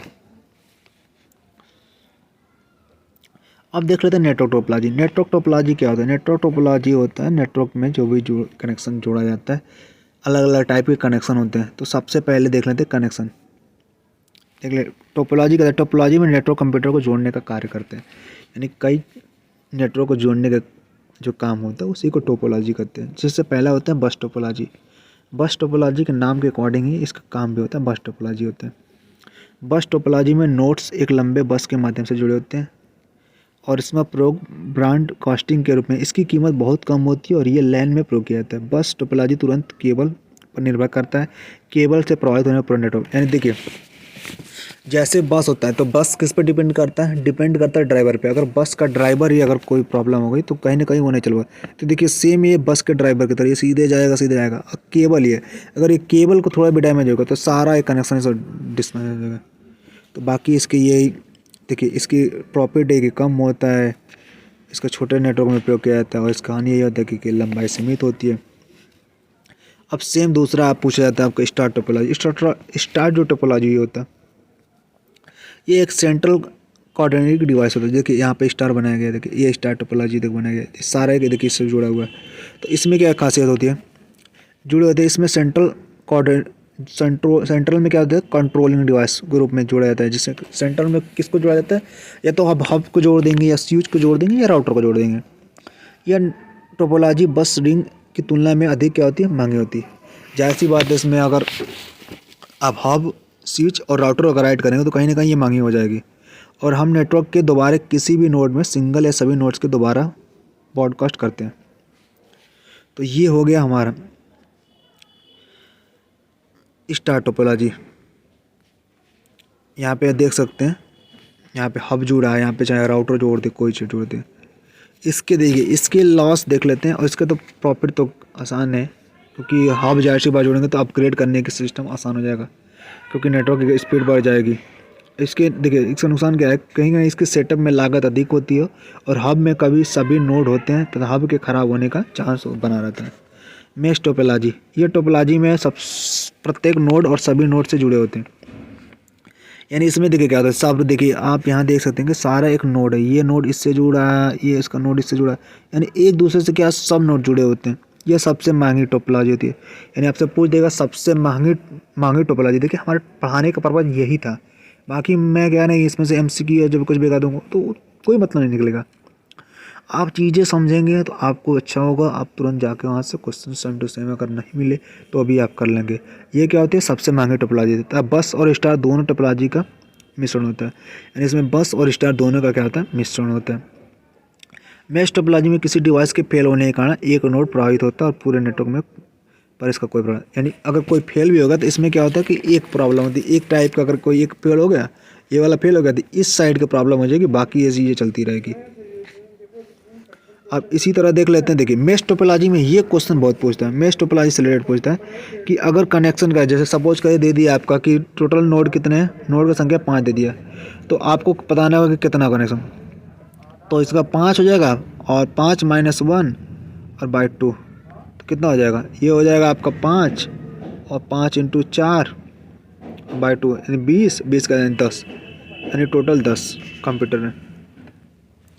तो ये आपको पता चल जाएगा कि नोड नंबर, आप नोड अगर देगा तो पता चल जाएगा कि कितने पीसी टोटल जुड़े हुए हैं। इसके बाद देख लेते हैं मैश टोपोलॉजी के, ये तो चीज़ें आपने बता दिया मैंने आपको। अब रिंग टोपोलॉजी, रिंग टोपोलॉजी आप देख सकते हैं, देखिए ये रिंग में सारे जुड़े रहते हैं। ये टोपोलॉजी कोई मुख्य कंप्यूटर नहीं होती, इसमें कंप्यूटर का एक गोलाकार आकृति में, और इस टाइम देखिए इसमें सर्कुलर टोपोलॉजी भी कहा जाता है। और कंप्यूटर आपस में twist pair cable, coaxial cable और ऑप्टिकल फाइबर से जुड़े होते हैं। देखिए इसमें क्या होता है, इसमें जो केबल होती है इसके थ्रू जुड़े रहते हैं और इसमें नेटवर्क कनेक्शन डिवाइस से एक्सेस प्रदान करने के लिए टोकन पास मेथड का इसमें देखिए क्या होता है कि देखिए रिंग टोपोलॉजी में देखिए क्या होता है, रिंग जैसे आप ये समझ सकते हैं कि रिंग होती है शादी में, तो शादी में जैसे रिंग जब किसी को पहनाया जाता है तो स्पेशल कोई पर्सन होता है, सेम वही चीज़ यहाँ पे भी किया जाता है कि अगर हम डेटा किसी को भेज रहे हैं तो सेम पर्सन को ये आईपी एड्रेस है और इसी पर्सन को तुम जाकर डेटा देना, तो सेम प्रोसेस ये होता है रिंग टोपोलॉजी में। इसको अभी हम मत भूलिएगा। अब हमारा लास्ट टोपोलॉजी है ट्री टोपोलॉजी। ट्री टोपोलॉजी एक नोड से दूसरे नोड के तीसरे नोड से किसी पेड़ की शाखा, जैसे देखिए ये ब्रांच की तरह, देखिए ये पहली यहाँ ब्रांच निकली है इसके इसके इसके, ऐसे आप कह सकते हैं कि देखिए ये मान लीजिए मेरे पिता है और इनके हम एक बेटे और इनके मेरा भाई है और मेरे भाई के लड़के हैं इनके, ऐसे यानी एक जो ब्रांच है उन्हीं ब्रांच के सब ब्रांच है। और इसमें रूट नोड सर्वर की तरह कार्य करता है, इसका वाइड एरिया नेटवर्क में किया जा सकता है। देखिए इसमें इसका प्रॉफिट तो काफ़ी है कि ये बस और स्टार टोपोलॉजी का मिश्रित रूप है और इसमें एरर को आसान से पहचानने को सुधारा भी जा सकता है, क्योंकि आपको पता चल जाएगा ना कि किस वाले ब्रांच से कहाँ से प्रॉब्लम है। और इसका लॉस देख लेते हैं। सेंट्रल हब, देखिए जो सेंट्रल हब में जो होता है अगर वही जैसे मान लीजिए कि ये वाला ही फेल हो गया तो प्रॉब्लम होती है। और अधिक नोड जोड़ने से ट्री टोपोलॉजी व्यवस्थित रहना, इसमें यह भी प्रॉब्लम होती है कि अगर जाहिर सी बात है एक ही ब्रांच के कई ब्रांच सब ब्रांच तो कहीं ना कहीं वो काफ़ी कंजेस्टेड हो जाता है, तो उसको मैनेज करना काफ़ी डिफिकल्ट होता है। अब देख लेते हैं प्रोटोकॉल से क्वेश्चन M4 R5 में भी पूछा गया था, एक बच्चे ने बताया।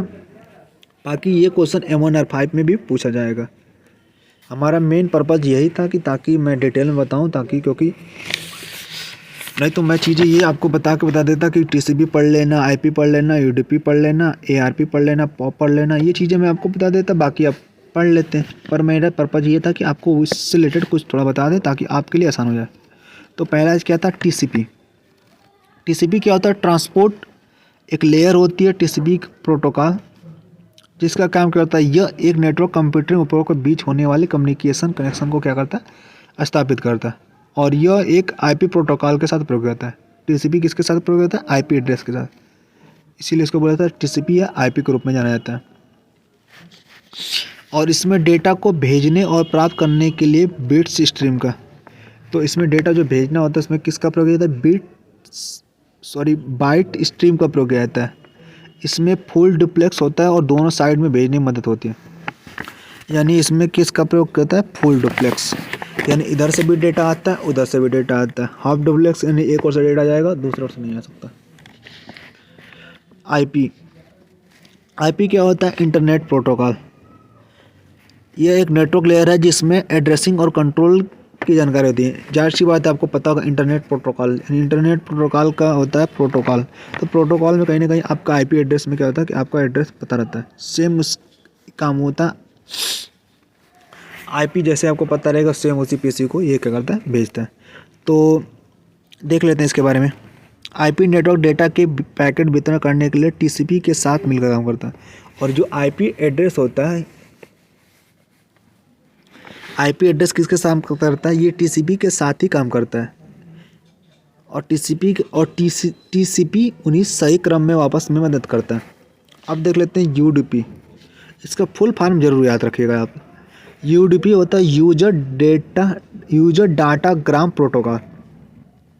क्लाइंट सर्वर नेटवर्क एप्लीकेशन के लिए ट्रांसफ़र लेयर का प्रोटोकॉल है। यह एक कनेक्शनलेस प्रोटोकॉल है जो नेटवर्क में डाटा ट्रांसफ़र करता है और यह प्रोटोकॉल डेटा को ठीक तरीके से पहुंचाता है जहां डेटा की सुरक्षा न महत्वपूर्ण होकर ट्रांसमिशन स्पीड हो।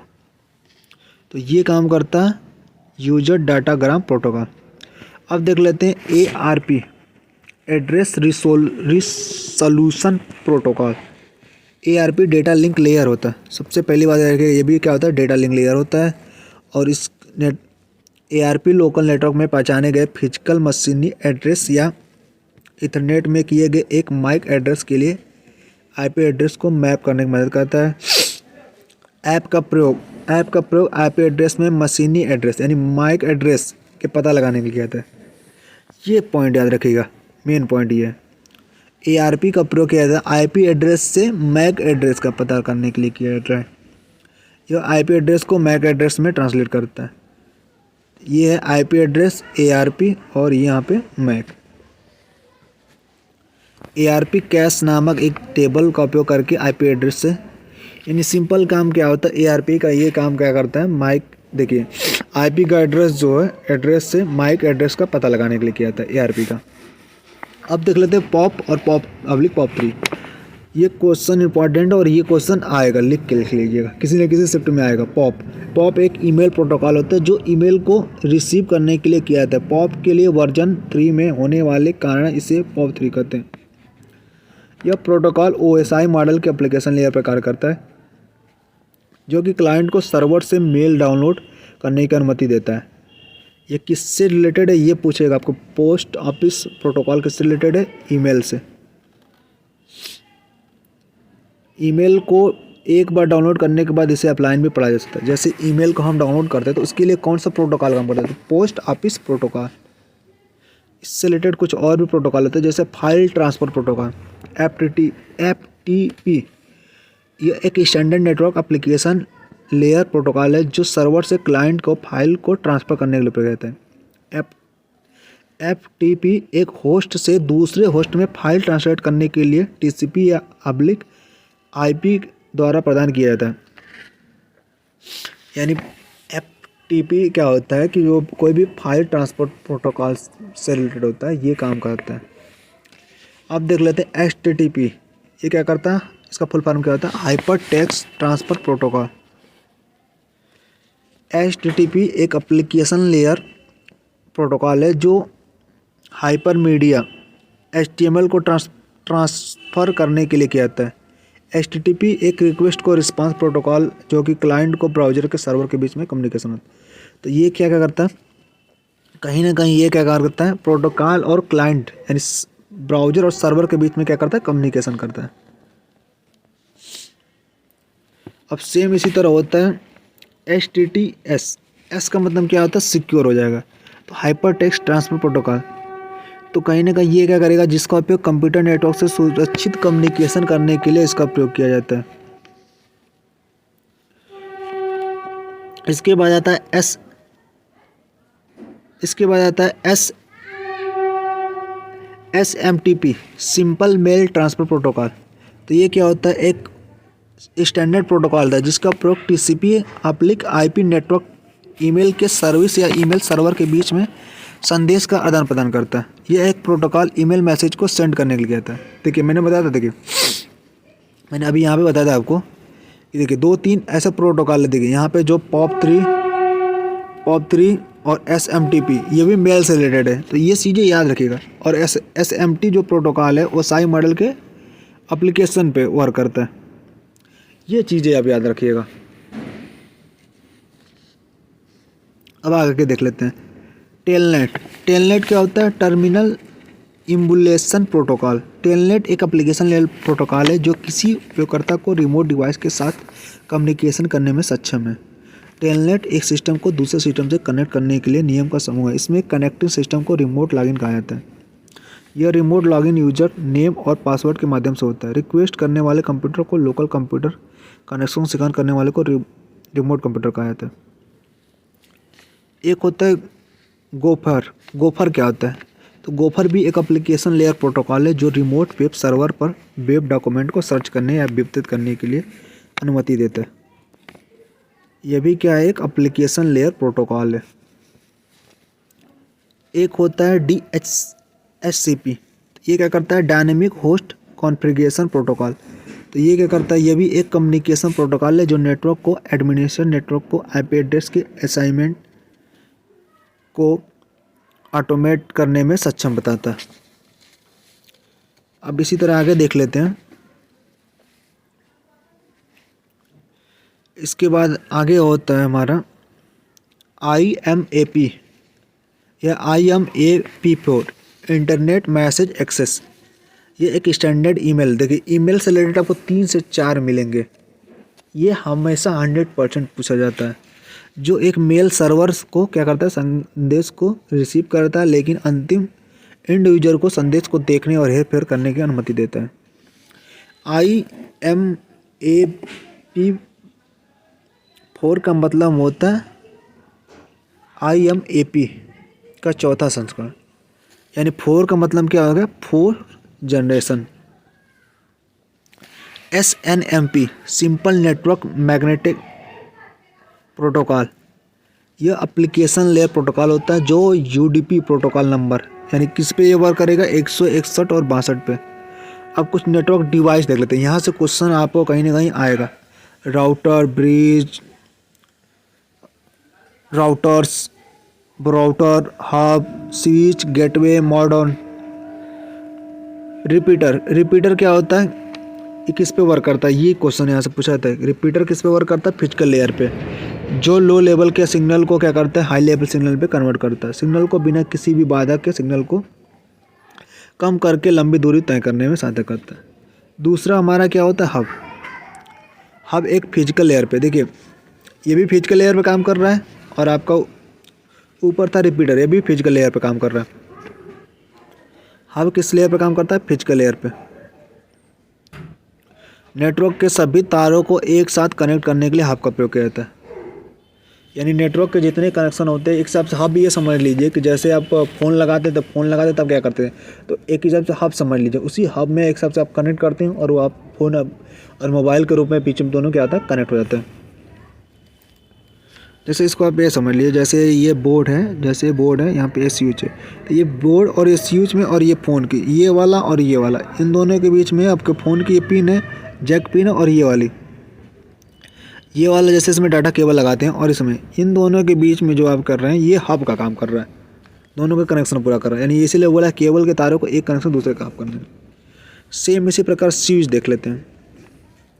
स्विच एक नेटवर्क स्विच एक मल्टीपल ब्रिज है जो ओसाई मॉडल के डेटा लिंक लेयर, ये स्विच किस पे करता है, डेटा लिंक लेयर पे काम करता है, जो मैक एड्रेस को प्रयोग करता है। और किस का प्रयोग करता है, मैक एड्रेस का। अब देख लेते हैं ब्रिज, डेटा लिंक लेयर पर कार्य करता है। ये किस पे कार्य करता है, ब्रिज भी डेटा लिंक लेयर पे। देखिए स्विच हो गया, ब्रिज हो गया, दोनों किस पे काम कर रहा है, डेटा लिंक लेयर पे। हब हो गया आपका, रिपीटर हो गया, ये दोनों कैप कर रहा है फिजिकल लेयर पे। और ये दो अलग अलग लाइन को, देखिए ब्रिज का काम ये भी होता है। देखिए ब्रिज एक हिसाब समझ जाए, देखिए ब्रिज क्या होता है ना, देखिए ब्रिज एक हिसाब से समझ लीजिए। देखिए ये सड़क है, और एक ऐसे ही, देखिए ऐसे इधर से ये वाली देखिए ऐसे गई, और ये एक ब्रिज, ये ऐसे मैंने इसलिए समझाया कि देखिए यहाँ पे ये एक सड़क है और ये एक सड़क है, यानी ये कनेक्शन ये वाली, देखिए अगर कंप्यूटर भाषा समझिए कि ये वाली कनेक्शन L1 है और ये वाली है L2 है। दो अलग अलग डिफरेंस टाइप के लाइन, यानी दो अलग अलग टाइप के नेटवर्क है, और दोनों नेटवर्क को ये कैसे जोड़ रहा है, ब्रिज। यानी जैसे हमारा क्या होता है कि ये रोड अलग कहीं दूसरे से आ रही है, ये दूसरे से आ रही है, और ये ब्रिज क्या करता है, कंप्लीट करता है। तो सेम आप समझ जाइए कि दो अलग अलग नेटवर्कों को जोड़ने का काम कौन करता है, ब्रिज। और ब्रिज किस पे वर्क करता है, डेटा लिंक लेयर पे। और स्विच किस पे वर्क करता है, डेटा लिंक लेयर पे।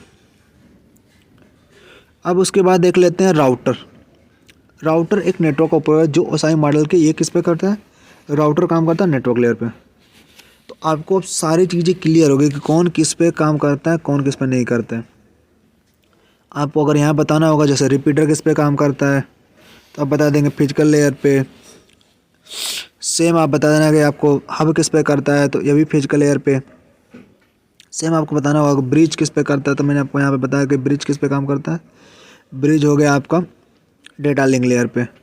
और सेम आपका स्विच भी हो गया, यह भी हो गया डेटा लिंक लेयर पे। और राउटर हो गया आपका नेटवर्क लेयर पे।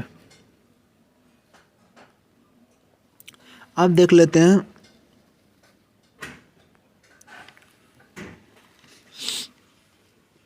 गेटवे क्या होता है। गेटवे एक ऐसी डिवाइस है जो अलग अलग प्रोटोकॉल के दो अलग अलग, देखिए इसमें देखिए ब्रिज भी, देखिए लाइन को भी ब्रिज भी जोड़ रहा है और गेटवे भी जोड़ रहा है। गेटवे और दोनों में क्या है, ये प्रोटोकॉल यानी दो अलग अलग IP एड्रेस को जोड़ रहा है, अलग अलग प्रोटोकॉल को जोड़ने का काम करता है गेटवे को प्रोटोकॉल में कन्वर्टर भी कहता है। देखिए इसीलिए कहा था गेटवे को प्रोटोकॉल का कन्वर्टर कहा जाता है। यानी दो अलग अलग, देखिए क्या कभी कभी होता है क्या ना कि हम दो अलग अलग प्रोटोकॉल, जैसे मैंने सपोज करिए मैंने दो वाईफाई लगा, तो इस पहले वाली वाईफाई का प्रोटोकॉल है जो दूसरा है, और ये जो पहली है उसका आईपी एड्रेस होगा अलग होगा, कहीं ना कहीं दोनों का आईपी एड्रेस अलग अलग है। तो हम क्या करेंगे, हमें चाहिए कि दोनों का हमारा क्या करें कि हमें जोड़ना है, दोनों को जोड़ के, चाहे इधर वाली कनेक्शन दोनों को जोड़ के बीच वाले को जब ग्रोथ करना है, हमें बड़ा करना है कनेक्शन, तो उसके हिसाब से गेटवे लगाएं। तो गेटवे में आप क्या करेंगे, दोनों डिफरेंट टाइप के दोनों नेटवर्क को क्या करेगा, जोड़ देगा। गेटवे का प्रयोग प्रोटोकॉल कन्वर्टर में किया जाता है और किसी तरह के नेटवर्क लेयर में कम कर सकते हैं। अब आपको पता है मॉडम, यह एक एनालॉग सिग्नल को डिजिटल सिग्नल में, देखिए क्या होता है, ये एनालॉग को क्या करता है, डिजिटल में कन्वर्ट करता है, और डिजिटल को सिग्नल को एनालॉग में कन्वर्ट करता है। ये काम करता है मॉडेम। मॉडेम मॉडेम कंप्यूटर पर टेलीफोन या केबल लाइन द्वारा डेटा भेजने या प्राप्त करने में सक्षम बनता है। यह कंप्यूटर तथा टेलीफोन लाइन के माध्यम से लगाया जाता है। मॉडेम जो होता है दो डिवाइस का एक संयोजन होता है, यानी दो डिवाइस को क्या किया जाता है, कंबाइंड होता है, जैसे मॉड्यूलेटर और डीमॉड्यूलेटर। मॉड्यूलेटर होता है, मॉड्यूलेटर डिजिटल डाटा को क्या करता है, मॉड्यूलेटर याद रखिएगा, ये मॉड्यूलेटर जो होता है ये क्या करता है, डिजिटल डाटा जो होता है उसको एनालॉग में करता है, और डीमॉड्यूलेटर क्या होता है, एनालॉग को क्या करेगा, डिजिटल में कन्वर्ट करेगा। अब देख लेते हैं मॉडेम के प्रकार। तो जाहिर सी बात हमने बताया था सिंप्लेक्स, हाफ डुप्लेक्स, और तीसरा होता है फुल डुप्लेक्स। तो सिंप्लेक्स में होगा कि सिंप्लेक्स मॉडेम में केवल एक ही दिशा में डेटा का स्थानांतरण होगा। डिजिटल डिवाइस नेटवर्क यानी मॉड्यूलर नेटवर्क से डिजिटल डिवाइस में डीमॉड्यूलेटर, दोनों में से कोई एक तरफ से डेटा स्थापित हो सकता है। जैसे इसका एग्जांपल पूछ लेता है सिंप्लेक्स का, तो आपका होगा रेडियो टेलीविज़न, जैसे रेडियो में गाना बजता है वो एक हिसाब से एक तरह से क्या कर रहा है, डेटा आ रहा है। हाफ डुप्लेक्स के जैसे एग्जांपल होता है वॉकी टॉकी। अर्ध डुप्लेक्स डेटा ट्रांसफर दोनों दिशा में ट्रांसफ़र कर सकते हैं, लेकिन एक समय में एक दिशा में। इसमें देखिए क्या होता है, जैसे वॉकी टॉकी क्या होता है कि जैसे मैं बोल रहा हूँ, सपोज करो मैं किसी को कमांड दे रहा हूँ कि यहाँ पे अब जल्दी से जाइए, मैं कोड डाल दे रहा हूँ, बोल दे रहा हूँ कि जल्दी जाइए, यहाँ पे ट्रैफिक ज़्यादा लगा हुआ है या कोई इमरजेंसी है, तो उस टाइम पे क्या होता है कि आप नहीं बोल सकते, जैसे वो बंद करेंगे तो उसके बाद आप बोल सकते हैं। तो यही चीज़ काम होता है कि अर्ध डुप्लेक्स डाटा ट्रांसफर दिशा में, दोनों दिशा में स्थानांतरित कर सकते हैं, लेकिन एक समय में एक ही दिशा में कर सकते हैं। यानी करेंट टाइम में जैसे फ़ोन होता है, फ़ोन टाइम में जैसे मैं आपसे बात कर रहा हूँ या आप हमसे बात कर रहे हो, तो डायरेक्ट आप भी बोल सकते हैं, मैं भी बोल सकता हूँ, उसमें कोई चीज़ रोक नहीं है। पर इसमें क्या होता है कि हाफ डुप्लेक्स में एक टाइम पे कोई एक ही चीज़ बोल सकता है। तो इसका करंट एग्जांपल होता है वॉकी टॉकी। अब तीसरा होता है फुल डुप्लेक्स। फुल डुप्लेक्स क्या होता है, फुल डुप्लेक्स में आप समझ सकते हैं, फुल डुप्लेक्स का साथ है कि दोनों कर सकते हैं, जैसे फ़ोन ही समझ लीजिए। अब देख लेते हैं OSI मॉडल। OSI मॉडल क्या होता है, ओपन सिस्टम इंटरकनेक्शन। यह एक ISO का फुल फॉर्म क्या होता है, इंटरनेशनल ऑर्गेनाइजेशन ऑफ स्टैंडर्डाइजेशन द्वारा, और ये कब विकसित किया गया था, 1984 में। और इसमें कितनी लेयर होती है, 7 लेयर।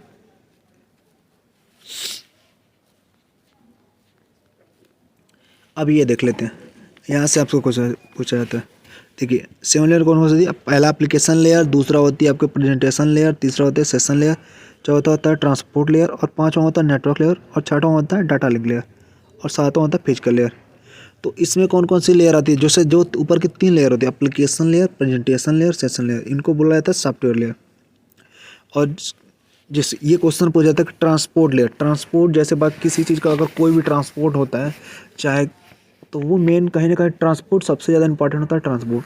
तो कहीं ना कहीं हार्ट्स आप यानी धड़कन है आप सब कह सकते हैं, या दिल जो भी कह सकते हैं, यानी मेन क्या होता है, तो सबसे मेन होता है लेयर में से होता है ट्रांसपोर्ट लेयर। ये क्वेश्चन आपसे पूछा जा सकता है। उसके बाद आता है हार्डवेयर लेयर। हार्डवेयर लेयर में 3 चीज़ होते हैं, नेटवर्क लेयर आपको पता ही है, नेटवर्क से रिलेटेड जहाँ बात हुई तो हार्डवेयर आपको पता चल जाएगा।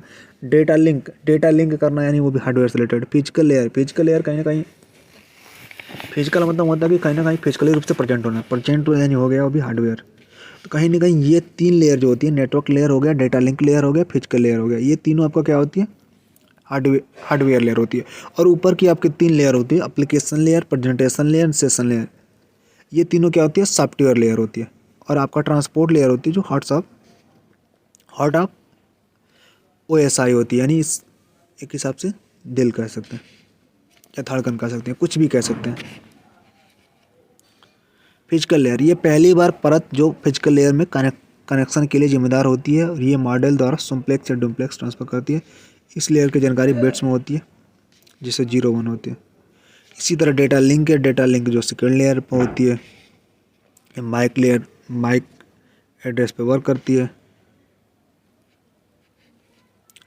और इसी प्रकार देख लेते हैं तीसरा जो नेटवर्क लेयर होती है। नेटवर्क लेयर होती है, इसमें क्या होता है, IP एड्रेस के वर्क आता है। और इसमें क्या होता है, राउटिंग होती है, 2 तरह काम होता है, और लॉजिकल एड्रेसिंग होता है।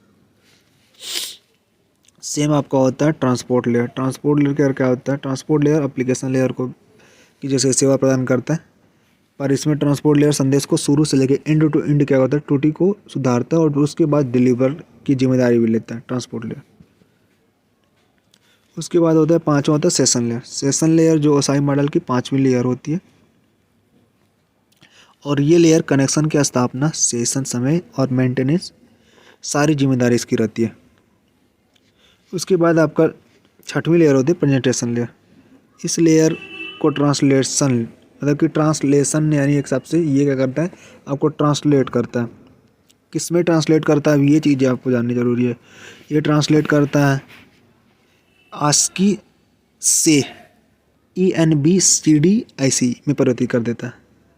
यानी एक हिसाब से कह सकते हैं ये इनक्रिप्टेड को डिस्क्रिप्टेड करता है। यानी कोई भी आप मैसेज जैसे व्हाट्सएप में मैसेज या कोई कॉल करते हैं तो उस पर लिखता है इनक्रिप्टेड मैसेज, कोई इस तरह लिखा जाता है, यानी वो आपको कोई भी दूसरा मैसेज नहीं पढ़ पाए, इसलिए इनक्रिप्टेड करके लिखा रहता है,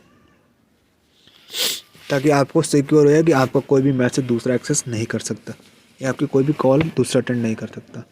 बाकी कुछ चीज़ें लूप और फाल ये कंपनियों का होता है। अब आपका होता है 7वां होता है एप्लीकेशन लेयर। एप्लीकेशन लेयर जो होता है सबसे लास्ट की लेयर होती है। जिसे डेस्कटॉप लेयर भी कहता है। ये चीज़ याद रखें, जिसे क्या कहा जाता है, डेस्कटॉप लेयर। एप्लीकेशन लेयर को जो नेटवर्क एप्लीकेशन द्वारा एग्जीक्यूट होता है, ये लेयर नेटवर्क तक पहुँचाने उपयोगकर्ता को प्राप्त करने के लिए होता है। जैसे इसमें ब्राउज़र हो गया, मैसेज हो गया। अब इसमें आता है जैसे ट्रांसपेरेंट मीडिया में आ जाता है ये चीज़ें। अब गाइडेड मीडिया एक होती है, ये अलग अलग टाइप के केबल होते हैं। गाइडेड मीडिया होती है, कोई एक्सी केबल होते हैं। तो ये केबल की क्वालिटी होती है। केबल क्या होता है, जो जैसे गाइडेड मीडिया का है, जिसमें मीडिया नोट्स के डेटा को ट्रांसमिट केबल के तारक से ही होता है। इसमें क्या होता है, गाइडेड मीडिया में क्या होता है, तारक होता है। तो इसी में क्या होता है, 3 टाइप के आते हैं। कोई एक्सी केबल होते हैं, इसमें केवल उच्च स्तरीय के डेटा को अगर ले जाना हो तो उसके लिए करते हैं। इसमें इसकी स्पीड कहते हैं 100 Mbps डेटा की रेट से होती है। और सेम इसका दूसरा होता है twist pair cable. Twist pair cable क्या होता है, इस प्रकार के केबल में 2 ताबे के तारा उलझे रहते हैं, जिनसे कुछ अलग पदार्थ अन्य पदार्थ की बाहरी आवरण लगा होता है। जैसे यहाँ पे आप देख सकते हैं सारी चीज़ें डायग्राम से, कोई एक्सी केबल का है। और सेम इसी प्रकार होता है फाइबर ऑप्टिकल केबल। यह एक हाई बैंडविड्थ लंबी दूरी तक, अगर लंबी दूरी तक तो ज़्यादातर क्या करते हैं, फाइबर ऑप्टिकल का यूज करते हैं। जैसे होता क्या है ना कि वाईफाई अगर लंबे दूर से कोई होता है कि वाईफाई जैसे टीवी का कनेक्शन होता है, डिश का कनेक्शन होता है, वैसे ये फाइबर वाईफाई का भी कनेक्शन होता है। तो वाईफाई कुछ होता है कि ज़्यादा दूर से अगर होता है तो उसके लिए ज़्यादातर फाइबर ऑप्टिकल माना जाता है, सही होता है। उससे फ़ायदा ये होता है कि आपकी जो डेटा की कनेक्टिविटी होती है वो बनी रहती है। इसमें क्या होता है, काफ़ी दूर से अगर कोई चीज़ भेजना है तो उसका उपयोग करते हैं। इसमें कांच की एक कोर होती है जो कांच की दूसरी परत से क्लैडिंग से घिरा होता है। इसमें डाटा के ट्रांसमिट करने की यानी लाइट बीम का उपयोग किया जाता है।